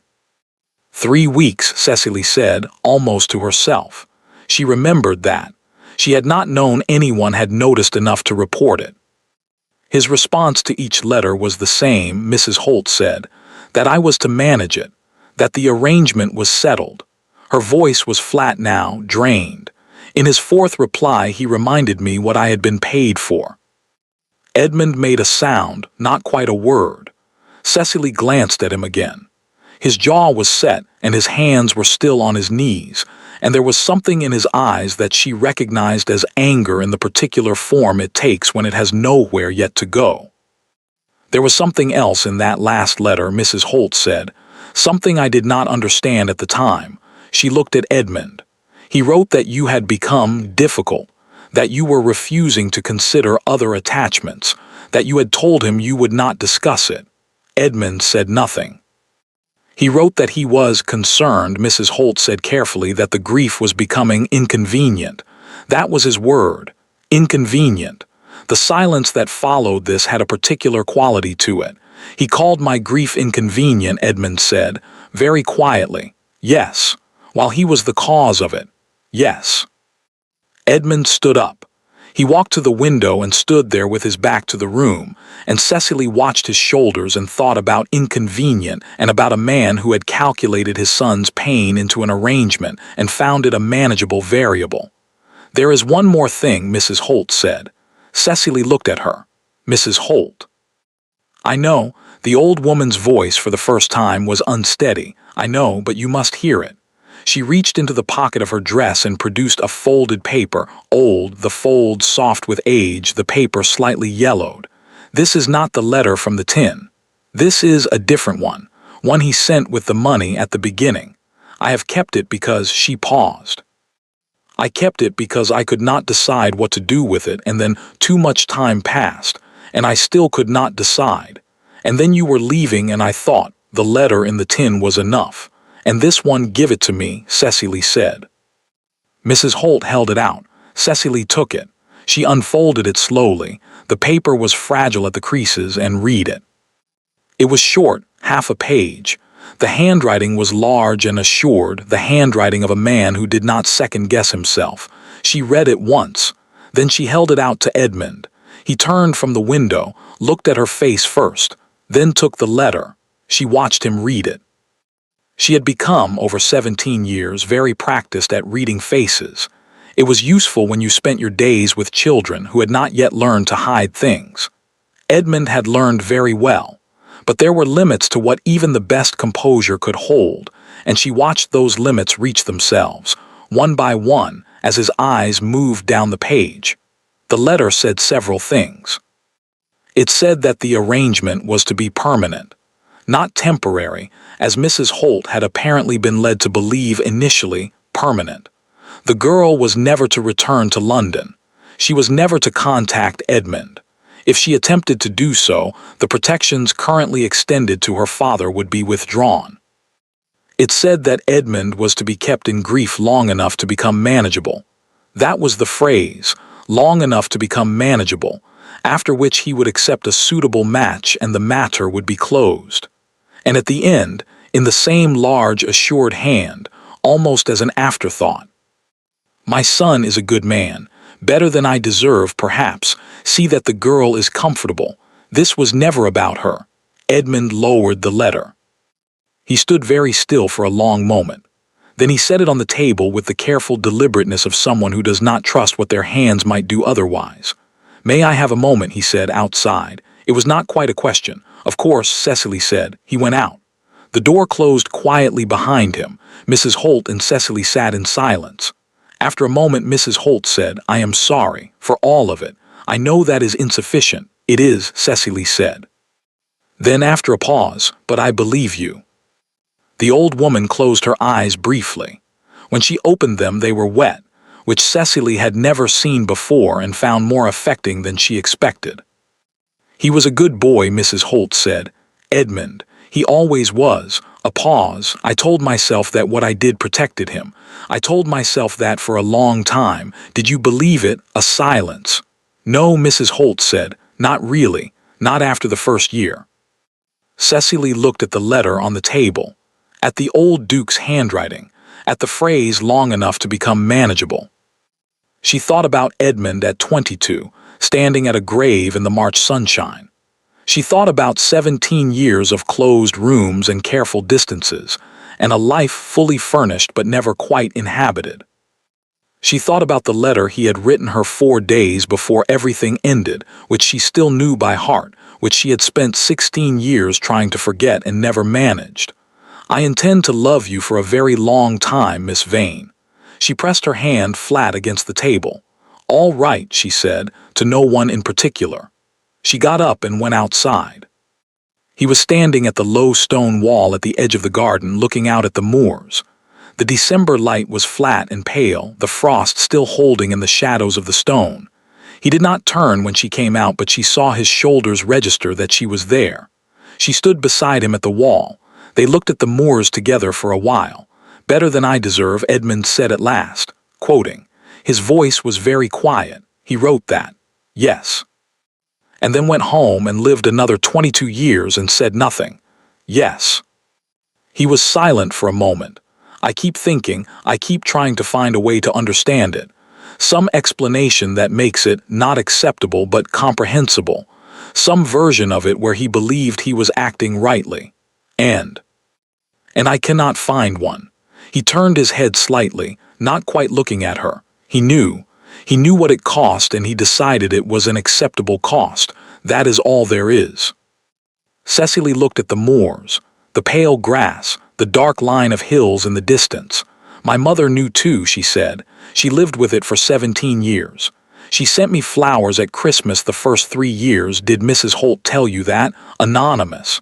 No note, just flowers. I didn't know who sent them until today. God, Edmund said. Yes, Cecily considered this. I think she was trying to, I don't know what she was trying to do, apologize without apologizing, be present without being seen. She paused. It didn't help. But I think she knew that. The wind came across the moors, cold and clean and smelling of nothing but itself. I am angry, Edmund said. I want you to know that I am very angry. At my father, at your mother, at Barlow, who I now suspect knew more than he stopped. But I am also aware that anger is not what matters most at this precise moment. Cecily looked at him. What matters most, he said, at this precise moment, is that I would like to tell you something, and I need you to let me finish before you, Edmund, please. She closed her mouth. He turned to face her fully. The winter light was not kind to either of them. It showed everything, the years, the lines, the evidence of time. And she thought that she had never seen him look more himself than he did right now, with the careful composure entirely gone and just the actual man underneath it. I have been, he said, for 17 years a person who did not want things. I told myself it was enough. I told myself I had what I needed and that the rest was sentimentality, weakness. I told myself that for so long that I nearly believed it. He paused. I did not believe it. I want you to know that. I did not believe it for a single day. Cecily held very still. I do not know what you want, he said. I do not know what 17 years has made of what you felt, or whether there is anything left of it, or whether the way it ended has put it beyond any possibility of I don't know. I don't know any of it. I'm not asking you to tell me now. Another pause. I'm only telling you that I have not, that for me it has not. He stopped. Looked at her. I have never stopped, he said. That is all. Whatever else is true, I have never stopped. The moors were very quiet. Cecily looked at him for a long moment. She thought about the system she had built, the discipline, the content life, the good enough life, the life she had decided to want because it was the one available to her. She thought about Dr. Graves and his honest warmth and her honest inability to want it. She thought about the pianoforte with the missing key that she loved disproportionately, and the children on Monday morning, and the ceiling with the cracks shaped like a river. She thought about standing at this very wall 6 days ago telling herself she was content. She thought about what content actually meant and what she had been using it to replace. I know, she said, 2 words, very quiet. Edmund looked at her. I know, she said again, I never stopped either. I want you to know that I am furious about it. I have been furious about it for years. It was extremely inconvenient. Something happened in his face. Not quite a smile. Something more complicated than a smile and more real. Yes, he said. I imagine it was. They stood at the wall for a while longer. They did not touch. They were not yet at touching. There was too much still between them, too much to say, too many things to be settled before any of that. They both understood this without discussing it. But they stood there together in the December cold and looked at the moors, and that was something. That was, in fact, quite a lot. The trouble arrived from London on Thursday. A letter from Lord Pemberton himself this time. Not his mother, not a solicitor, Pemberton directly, which told Edmund something about how seriously the family was taking the situation. He read it in his room at the inn with Harriet sitting across from him, having decided some days ago that Harriet's counsel was something he valued and intended to use. The letter was not precisely a threat.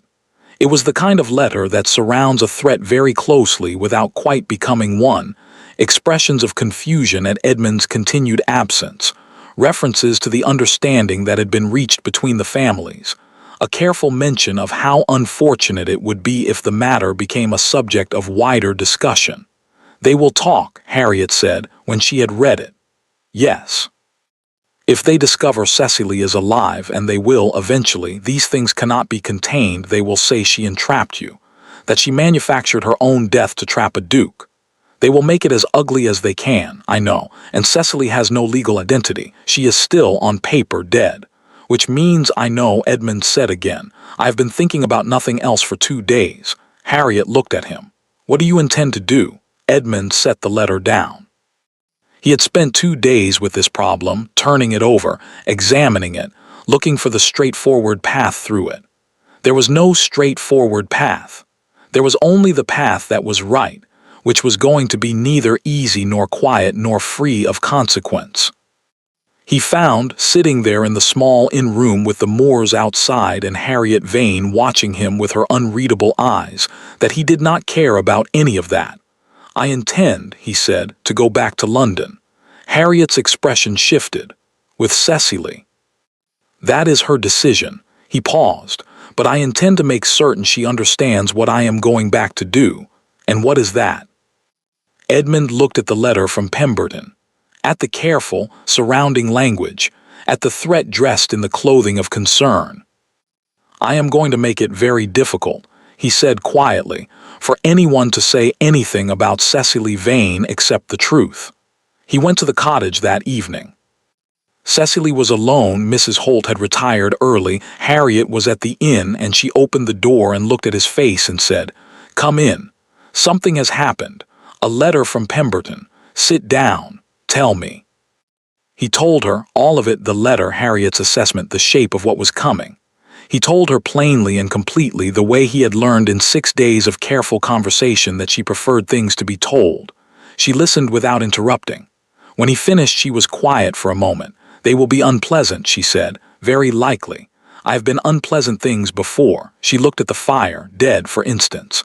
"That was quite unpleasant." He looked at her. "That was almost a joke," he said.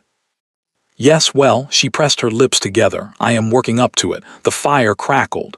Outside, the wind moved across the moors. "Edmund," she said, "what exactly are you proposing to do in London?" "Whatever is necessary," he said, "to restore your name, your legal existence, and after that." He looked at her steadily. "I told you, I am not asking you for anything now. I am not asking you to decide anything. I am telling you what I intend to do regardless of what you decide." She looked back at him. "You are the most stubborn man," she said. "Yes," he agreed. "You knew that at 19. "I did," she said. "I found it very irritating." And now, a pause, long enough that he felt it. "Still irritating," she said. "Somewhat less so." That night after he had gone, Cecily sat alone by the fire. She thought about London, about walking back into a world that had buried her, with a name she would have to reclaim, and a story she would have to tell, and 100 rooms full of people who would look at her with the specific appetite of those who enjoy other people's catastrophes. She thought about what it would cost. She thought about what staying would cost. She reached for the letter from the tin, the old Duke's letter, the one with the legal weight Mrs. Holt had preserved, and she read it one more time. Not for the information. She had the information. She read it because she needed to feel the full dimension of what had been done to her before she decided what to do with it. She read it. She folded it. She held it in her hands for a moment. Then she set it on the table, went to her writing desk, and began methodically, deliberately, with the focused calm of a woman who has been underestimated for 17 years and has decided she is finished with it, to make a list. Everything she would need. Everything she would have to do. Everything she intended to say in London, in public, in the full hearing of everyone who had been told she was dead. She wrote until the fire burned low. Then she went to bed and slept, for the first time in weeks, without waking. She had forgotten how loud it was. That was the first thing, not the size of it, not the smell of coal smoke and river, and 10,000 lives being lived in close proximity, but the noise. The constant, layered, indifferent noise of a city that did not know or care that Cecily Ann Vane had just ridden back into it after 17 years of being dead. She sat in the carriage with Harriet beside her and watched London reassemble itself outside the window. The familiar streets becoming unfamiliar and then familiar again, in the disorienting way of places one has known in a different life. And she kept her hands folded in her lap and her face composed and thought about her list. She had written 4 pages. She had reviewed them every evening for the 2 weeks of preparation before they left Yorkshire. She knew what needed to be done, and in what order, and she had decided that the only way through it was directly, which was the only way she had ever known how to do anything that mattered. Edmund was in a separate carriage. This had been her decision, arriving together before anything was established would hand the gossips precisely the narrative they were looking for. They had agreed on it practically, in the manner they had developed over the last weeks for discussing practical things, which was efficiently and without excessive feeling, because the feeling was there in abundance and needed to be managed carefully or it would get in the way of the work. There was a great deal of work to do first. She intended to do it. Edmund had arranged a house for her and Harriet in a quiet street in Mayfair, not his own, not adjacent to his own, a property belonging to a friend who was wintering abroad and had been persuaded to make it available. It was clean and well-staffed and entirely respectable, which was what was needed. Cecily walked through it on the first afternoon with the methodical attention she brought to new spaces and decided it would do. Harriet watched her from the doorway of the upstairs sitting room.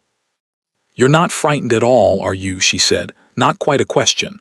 "I'm terrified," Cecily said, examining the writing desk by the window. "I've simply decided it's irrelevant." Harriet was quiet for a moment. Mama would have said that was stubbornness. Mama, Cecily said without looking up, would have been right. The first meeting was with Barlow. Edmund had requested it, formally, in writing, with the specific language of a man who has decided to be very deliberate about everything he does for the foreseeable future. Barlow was 67, the 3rd generation of his family to serve the Ashford dukedom, and he arrived at Renmore House on a gray January morning with the expression of a man who has suspected for some time that a reckoning was approaching and has not managed to adequately prepare for it. Cecily was already there when he arrived. Edmund had told her she did not have to be present. She had looked at him with an expression that made it clear she had not asked his opinion on the matter. She sat in the chair to Edmund's left at the head of the table with the 2 letters in front of her, the one from the tin and the one Mrs. Holt had kept separately, and she watched Barlow's face when he saw her. Watched the sequence of it, confusion, recognition, something he tried to suppress and did not entirely manage. "Mr. Barlow," Edmund said, "I believe you recognize Miss Vane." Barlow stopped, looked at Edmund, looked at Cecily, looked at the letters on the table with the particular attention of a man who knows what they contain. "Your Grace, I must explain, you must," Edmund agreed. "Please do." He had known. Not at the beginning, not in 1806, when the arrangement was made, but by 1812 at the latest, when the old Duke had included him in the management of certain financial instruments related to a cottage in Yorkshire. Barlow had known what he was managing and for whom and why. He had said nothing. He said this with the defensive precision of a man trying to find the smallest possible version of his own guilt. He had not been asked to participate. He had simply not spoken. He had maintained the discretion his position required. He had considered it not his place. Cecily listened to all of this without speaking. When Barlow finished, she said, "You watched him grieve."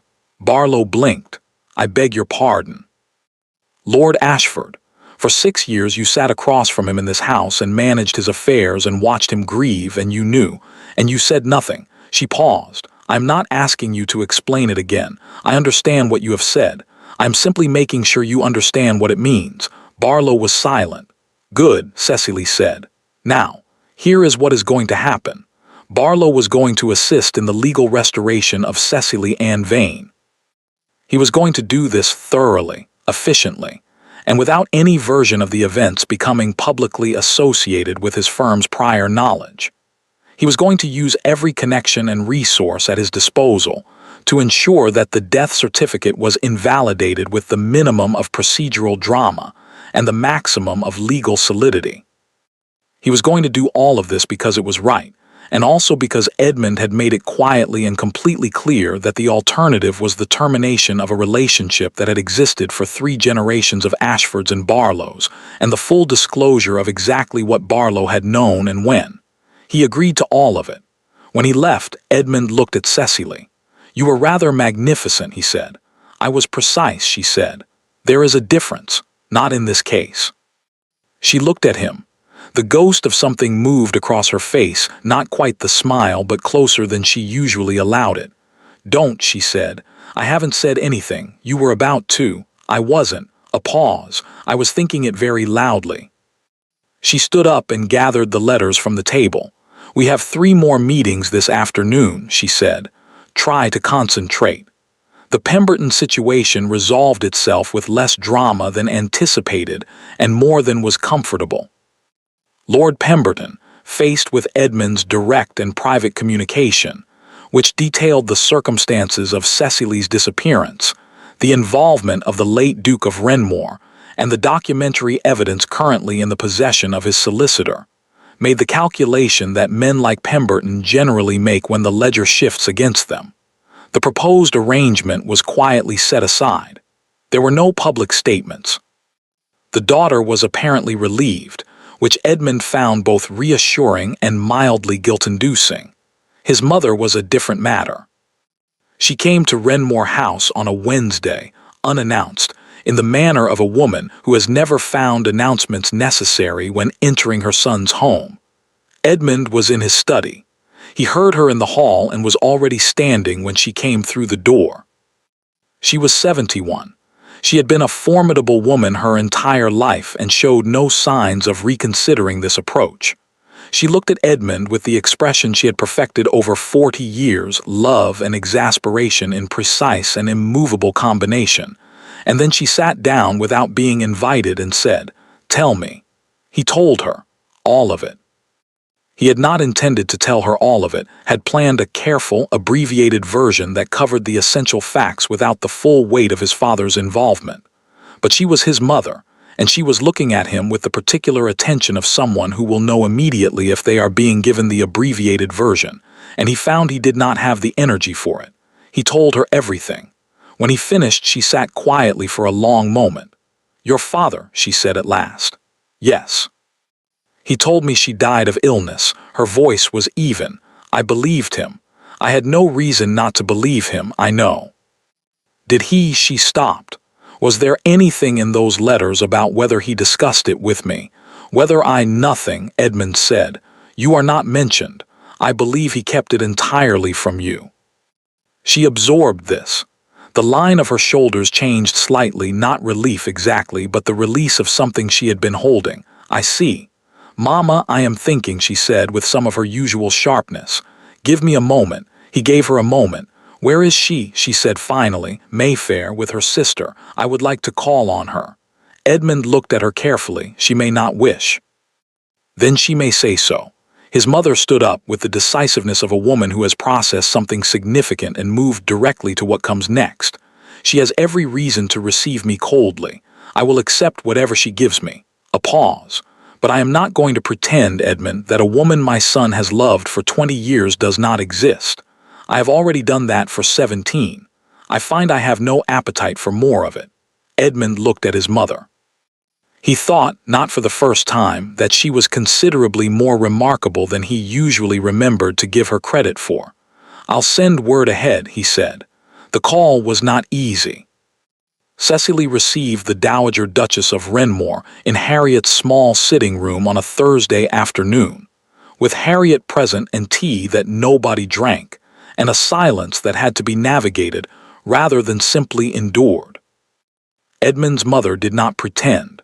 She did not offer excessive apologies or perform regret. She said that she had not known, that she was sorry for the years, that she understood if Cecily could not look at her without seeing the family that had done this, and that she would not impose herself if that was the case. Cecily listened to all of it and then said, "Did you know your husband was capable of this?" The question was direct enough that Harriet made a small sound. Edmund's mother did not flinch. "I knew he was capable of a great many things I preferred not to examine," she said. "I chose not to examine them. That is its own kind of fault." Cecily looked at her for a long moment. "Yes," she said, "it is." Another silence. "My son," the dowager said carefully, "is better than his father was. He has always been better. I take no credit for that, it is simply what he is." She paused. "I thought you should know that I know it." Cecily said nothing. After the dowager left, Harriet turned to her with raised eyebrows. "Well," Harriet said. "Don't," Cecily said. "I wasn't going to say anything. You were thinking it very loudly." Harriet blinked. Then a smile broke across her face, sudden, genuine, entirely uncontrolled. "You sound exactly like him." Cecily looked at her. "Shut up," she said, and then, despite everything, despite 17 years and lawyers and the Dowager Duchess and everything still to be done, she laughed. It was the first time she had laughed properly since Yorkshire. It felt like something coming back. The evening that everything nearly fell apart arrived, as disasters generally do, without warning. It was a Thursday, 3 weeks into January. Edmund had been at a dinner at his club, Unavoidable, the kind of social obligation that could not be declined without generating precisely the sort of speculation they were trying to manage. He came home at 10 to find Harriet's note already on his desk. "Come immediately. Bring whatever authority you have." H. Barlow had talked. Not everything, not to the public, not yet, but enough. A clerk in his office, a younger man with connections to a journalist who supplied the more fashionable periodicals with their social intelligence, had apparently been more observant than Barlow had realized, and considerably less discreet than was safe. The story that was circulating, in the specific underground current that flows through London society several hours before it reaches the surface, was not accurate. It was worse than inaccurate.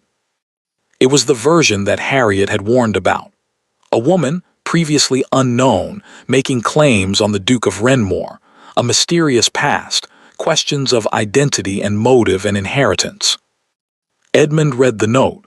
He read the intelligence Harriet had gathered in 3 hours of very focused effort through channels Cecily had not known her sister possessed. He set everything down. Cecily was sitting across from him at the table, very still, her hands flat on the surface. "How bad?" she said. "Manageable," Edmund said. "If we move tonight." "What does tonight mean?" He looked at her. "It means we do not wait for the story to set. We do not give it time to become the version people believe." He paused.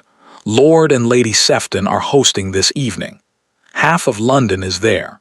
If we arrive together publicly, with the truth stated plainly, we take the story away from anyone who intends to tell a worse one." Cecily looked at him steadily. "You are proposing to walk into a room full of people who think I am dead?" "Yes, tonight, within the hour ideally." She was quiet for a moment. He watched her watch the thing he had been watching for weeks, the particular quality of her stillness when she was deciding something. Not hesitation. Assessment. "All right," she said. She stood up. "Give me 20 minutes." She was ready in 18. She came downstairs in dark blue, not mourning, not white, nothing that could be read as either supplication or performance. She had dressed simply and well, with the assurance of a woman who understands that the point is not to be looked at but to be impossible to look away from, which is a different thing entirely. Edmund was waiting in the hall. He looked at her and said nothing for a moment. "Well," Cecily said. "Are we going?" "Yes," he said. "In a moment." "Edmund, you look," he said, "exactly as you should." She held his gaze. "As I should, or as you both," he said. "Come on." They arrived at the Sefton house at 10:30. The timing was deliberate, late enough that the room was full, early enough that the evening had not yet begun its slow dissolution. Edmund handed Cecily out of the carriage with the formal correctness of a man who understands that every gesture in the next hour will be observed and interpreted and discussed for weeks. And Cecily took his hand and stepped down and looked at the lit windows of the house with the expression of a woman who has made her list and is moving through it item by item. They were announced at the door. Miss Cecily Ann Vane, the footman said, and the Duke of Renmore. The room did not go silent. It was too large, too full, too loud for that. But there was a ripple, a shift, the way a current changes when something enters the water, and within 30 seconds every head in the room had found them. Cecily looked straight ahead. Edmund stood beside her, and she was aware of him as she moved into the room, the particular solidity of him, the fact of him there, which was not something she was leaning on, but something she was aware of, the way you are aware of the ground under your feet when you are walking somewhere that matters. Lady Sefton herself appeared within 2 minutes. She was a woman of considerable social intelligence and the specific kind of courage that manifests as curiosity, and she came directly to them with her eyes bright and her smile sharp and said, "Miss Vane, how extraordinary. We had understood that I was dead," Cecily said pleasantly. "Yes, it was a misunderstanding. I am sorry for any confusion." Lady Sefton stared at her for just a moment. Then she laughed a genuine, delighted laugh, and took Cecily's arm and said, "My dear girl, you must tell me absolutely everything." She told it. Not everything, not the full private weight of it, not the letters or the debts or the careful cruelty of 2 men in a room making a calculation, but the shape of it, told simply and clearly and without performance, to Lady Sefton, and then to the small audience that gathered as stories do, which was most of the room within half an hour. She had been taken ill. She had been removed to the country, incorrectly reported as deceased, a family error compounded by circumstance. She had lived a quiet life in Yorkshire. She had come back to London to restore her proper legal standing, which was being handled by the Duke of Renmore's solicitor, the matter being connected to the Ashford family's involvement in her family's affairs some years prior. Simple, clean, true in all its parts. She watched it move through the room, watched the other version, the wrong version, the clerk's version, the version designed to make her look like something she was not, lose its footing and slide and fail to find purchase anywhere. Harriet appeared at her elbow at some point, having arrived separately, and attached herself with the quiet efficiency that Cecily was beginning to understand was her sister's primary mode of being useful. "It's working," Harriet said quietly. "Of course it is," Cecily said. "The truth usually does if you say it loudly enough." Edmund found her an hour later, near the windows at the far end of the room. The worst of it was over, she could feel that, the way you can feel a weather system moving through. The room had processed the information and reached its conclusions and moved on to other things, because rooms always do, because a live woman is only marginally more interesting than a dead one once the initial shock has been absorbed. He stood beside her and looked out at the room. "Well," he said. "Well," she agreed. A pause. "Barlow's clerk has been dismissed," he said. "Barlow himself has been," he paused. "Sufficiently addressed. Good. The legal process will take another few weeks.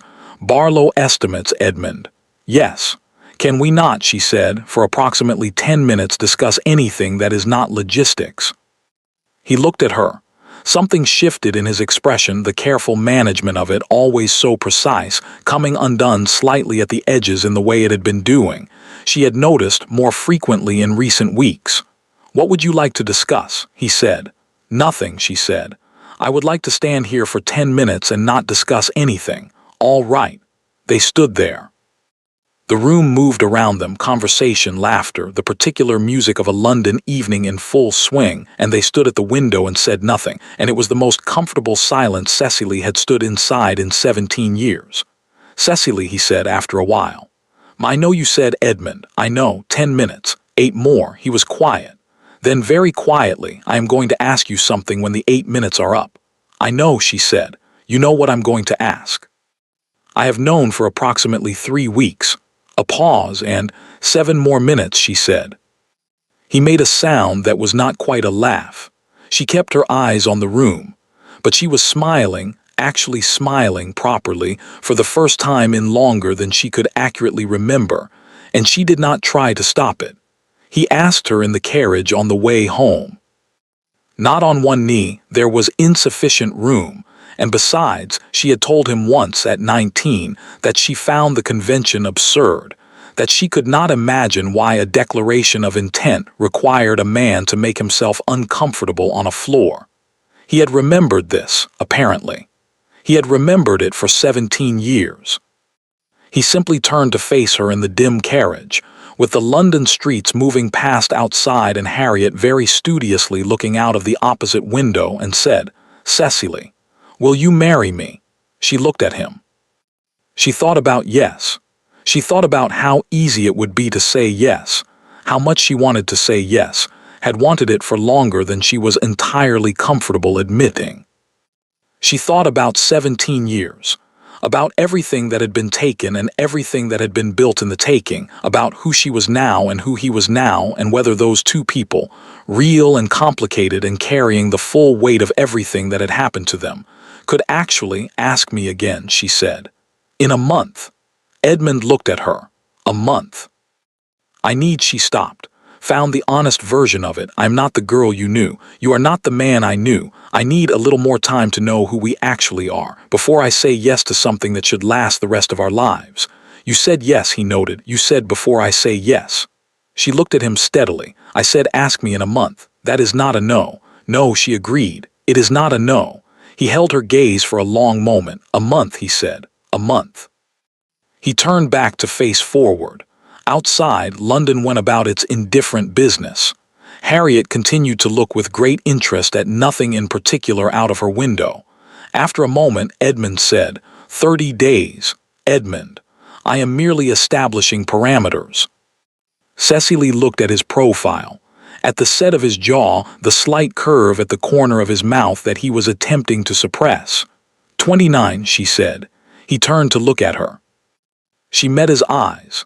And this time she let the smile happen fully, without managing it, without the careful discipline of 17 years. Just the actual thing, unconstrained, arriving on her face the way it always had when she was 19 and happy, and did not yet know that happiness required protecting. He looked at her as though she was the most interesting thing in any room she had ever entered. Some things, she thought, did not change. She went home that night and sat alone in the Mayfair house after Harriet had gone to bed, and she took her mother's last letter from the small case she had brought from Yorkshire, the one that had arrived 3 weeks after Lady Vane's death, written in the last week of her life and sent through Harriet, 4 pages in a hand that shook in the final lines. She had read it once, on the journey south, and then put it away. She read it now. Her mother had written about the debts and the Duke and the arrangement, much of which Cecily now knew from other sources. She had written about the flowers sent at Christmas, anonymous, which Cecily now knew the origin of. She had written about Harriet, about the grave, the March visits, the flowers, with a grief that Cecily recognized as genuine and found she could not entirely harden herself against. And at the end, in the shaking hand of the last pages, I told myself you would be safer away from all of it. I told myself a quiet life was still a life. I told myself that what I was doing was love in some form, even a damaged form, and perhaps love can be that broken and still be love. I do not know. I know only that I have thought about you every day for 17 years and that I am not asking you to forgive me. I know what I did. I am only asking you to know that I knew it too, that I never stopped knowing it. That whatever peace I find at the end, I find it without having earned it. Your mother. Cecily sat with the letter for a long time. She thought about forgiveness, what it was, what it cost, who it was actually for. She thought about a woman sending anonymous flowers every December to a daughter she had erased, which was one of the most useless and most human things she had ever heard of. She folded the letter. She put it back in the case. She did not close the case yet. She sat with it open on the table in front of her in the quiet London house. In the new year of a new life she was still learning the shape of, and she thought for a long time about the difference between forgiveness and peace, and whether you could have the second without quite managing the first. She thought she might be able to. She thought it might take a while. She closed the case. She went to bed. She slept well. Renmore, October 1824, the wedding was small. This had been Cecily's decision, made early and without negotiation. She had been the subject of enough public interest in the preceding months to last her considerable time, and she had no desire to stand in a London church and be examined by 300 people who had spent the better part of the year discussing her. Edmund had agreed without argument, which she had noted and appreciated. They were married on a Saturday morning in the village church near Renmore, with Harriet as witness and Lord Bexley standing beside Edmund with the expression of a man who has been waiting for this for 20 years and intends to enjoy every moment of it. The vicar was brief. The sun came through the old windows at an angle that turned everything briefly gold. Cecily wore deep green. She had been told ivory was traditional. She had considered this information and set it aside. Edmund had asked her, as promised, 29 days after the carriage.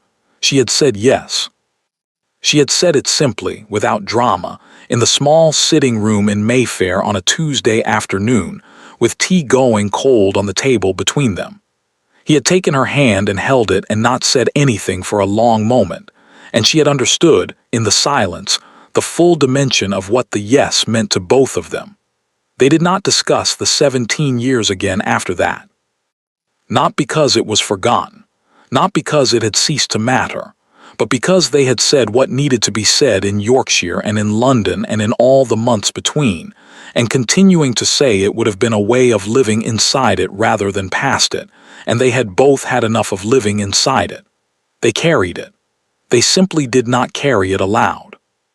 Harriet stayed in London, which suited her and suited Cecily, who had decided in the course of 10 months that her sister was one of the most capable people she had ever encountered, and that having her at a distance she could reach in a day was among the better arrangements of her new life. She visited Renmore for a month in the summer, ate Edmund's cook out of house and home, reorganized the library in a way Edmund protested, and then quietly admitted was an improvement, and returned to London with the satisfied air of someone who has done exactly what was needed.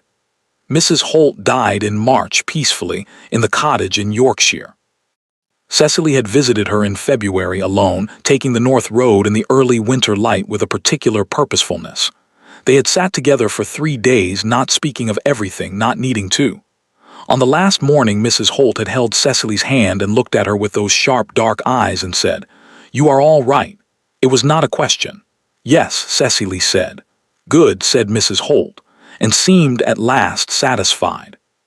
Cecily had the cottage kept on. She was not certain why. She thought perhaps she simply did not want it to belong to a stranger. In October, a year after Harriet had arrived at Renmore's door with 7 words that had stopped Edmund's heart, Cecily stood in the garden of Renmore House in the autumn light and looked at the grounds and thought about lists. She had made so many lists in the past year. Things to be done, people to be faced, legal matters to be resolved, conversations to be had. She had moved through all of them with the systematic focus of a woman who had been underestimated for 17 years and had decided to be finished with it. The lists were done now.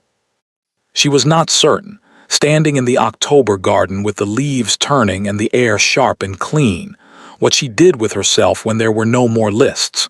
She thought she might find out. Edmund came out of the house and across the lawn toward her with his coat on against the chill and 2 cups of tea that were already cooling in the October air, which was inefficient, but she had stopped mentioning it. He handed her a cup. He stood beside her and looked at the grounds. "The south field boundary needs attention," he said. "I know. I spoke to Harris about it yesterday. And the roof on the east wing next spring. It's on the list." He looked at her. "You have a list." "I always have a list." "Of course you do." She drank her tea. The garden was quiet around them, the particular quiet of a place that has been inhabited for a long time and has settled into itself, all its edges worn smooth. "I have been thinking," she said, "about the school." "Which school?" "There isn't one. That's what I'm thinking about." She looked at the south field. "The tenants' children. There are 11 of them of teaching age. They have nothing." Edmund was quiet for a moment. She could feel him doing the thing he did, turning the idea over, examining it, finding the shape of it. "You want to establish a school on the estate." "I want to teach," she said simply. "It is what I do. I am good at it. And there is a perfectly adequate outbuilding near the home farm that is doing nothing useful." He looked at her. She looked back. 11 children, he said, to begin with. "To begin with," he repeated. The corner of his mouth moved. "Of course." She turned back to the garden. The leaves were coming down in the light slowly in that unhurried October way, and the grounds of Renmore stretched out before her in the afternoon sun, her home, she thought, allowing herself to think it without qualification. Her home, her life, the man beside her, hers. She had been hidden for 17 years. She had been angry about it for 17 years, and she had been right to be angry, and she was done being angry now. She had come back. She had taken her name from a death certificate and worn it again, and it fit differently than before, the way everything fits differently when you have grown into it through difficulty rather than ease, but it fit. She was here. She was, in all the ways that mattered, entirely and irrevocably herself. Edmund, she said. 30 days was perfectly sufficient, as it turned out. He was quiet for a moment. 29, he said. She smiled. She did not try to stop it. Thank you for listening to the story all the way to the end. Please tell us which city you're watching from and what the story made you feel. Don't forget to subscribe so you won't miss new stories.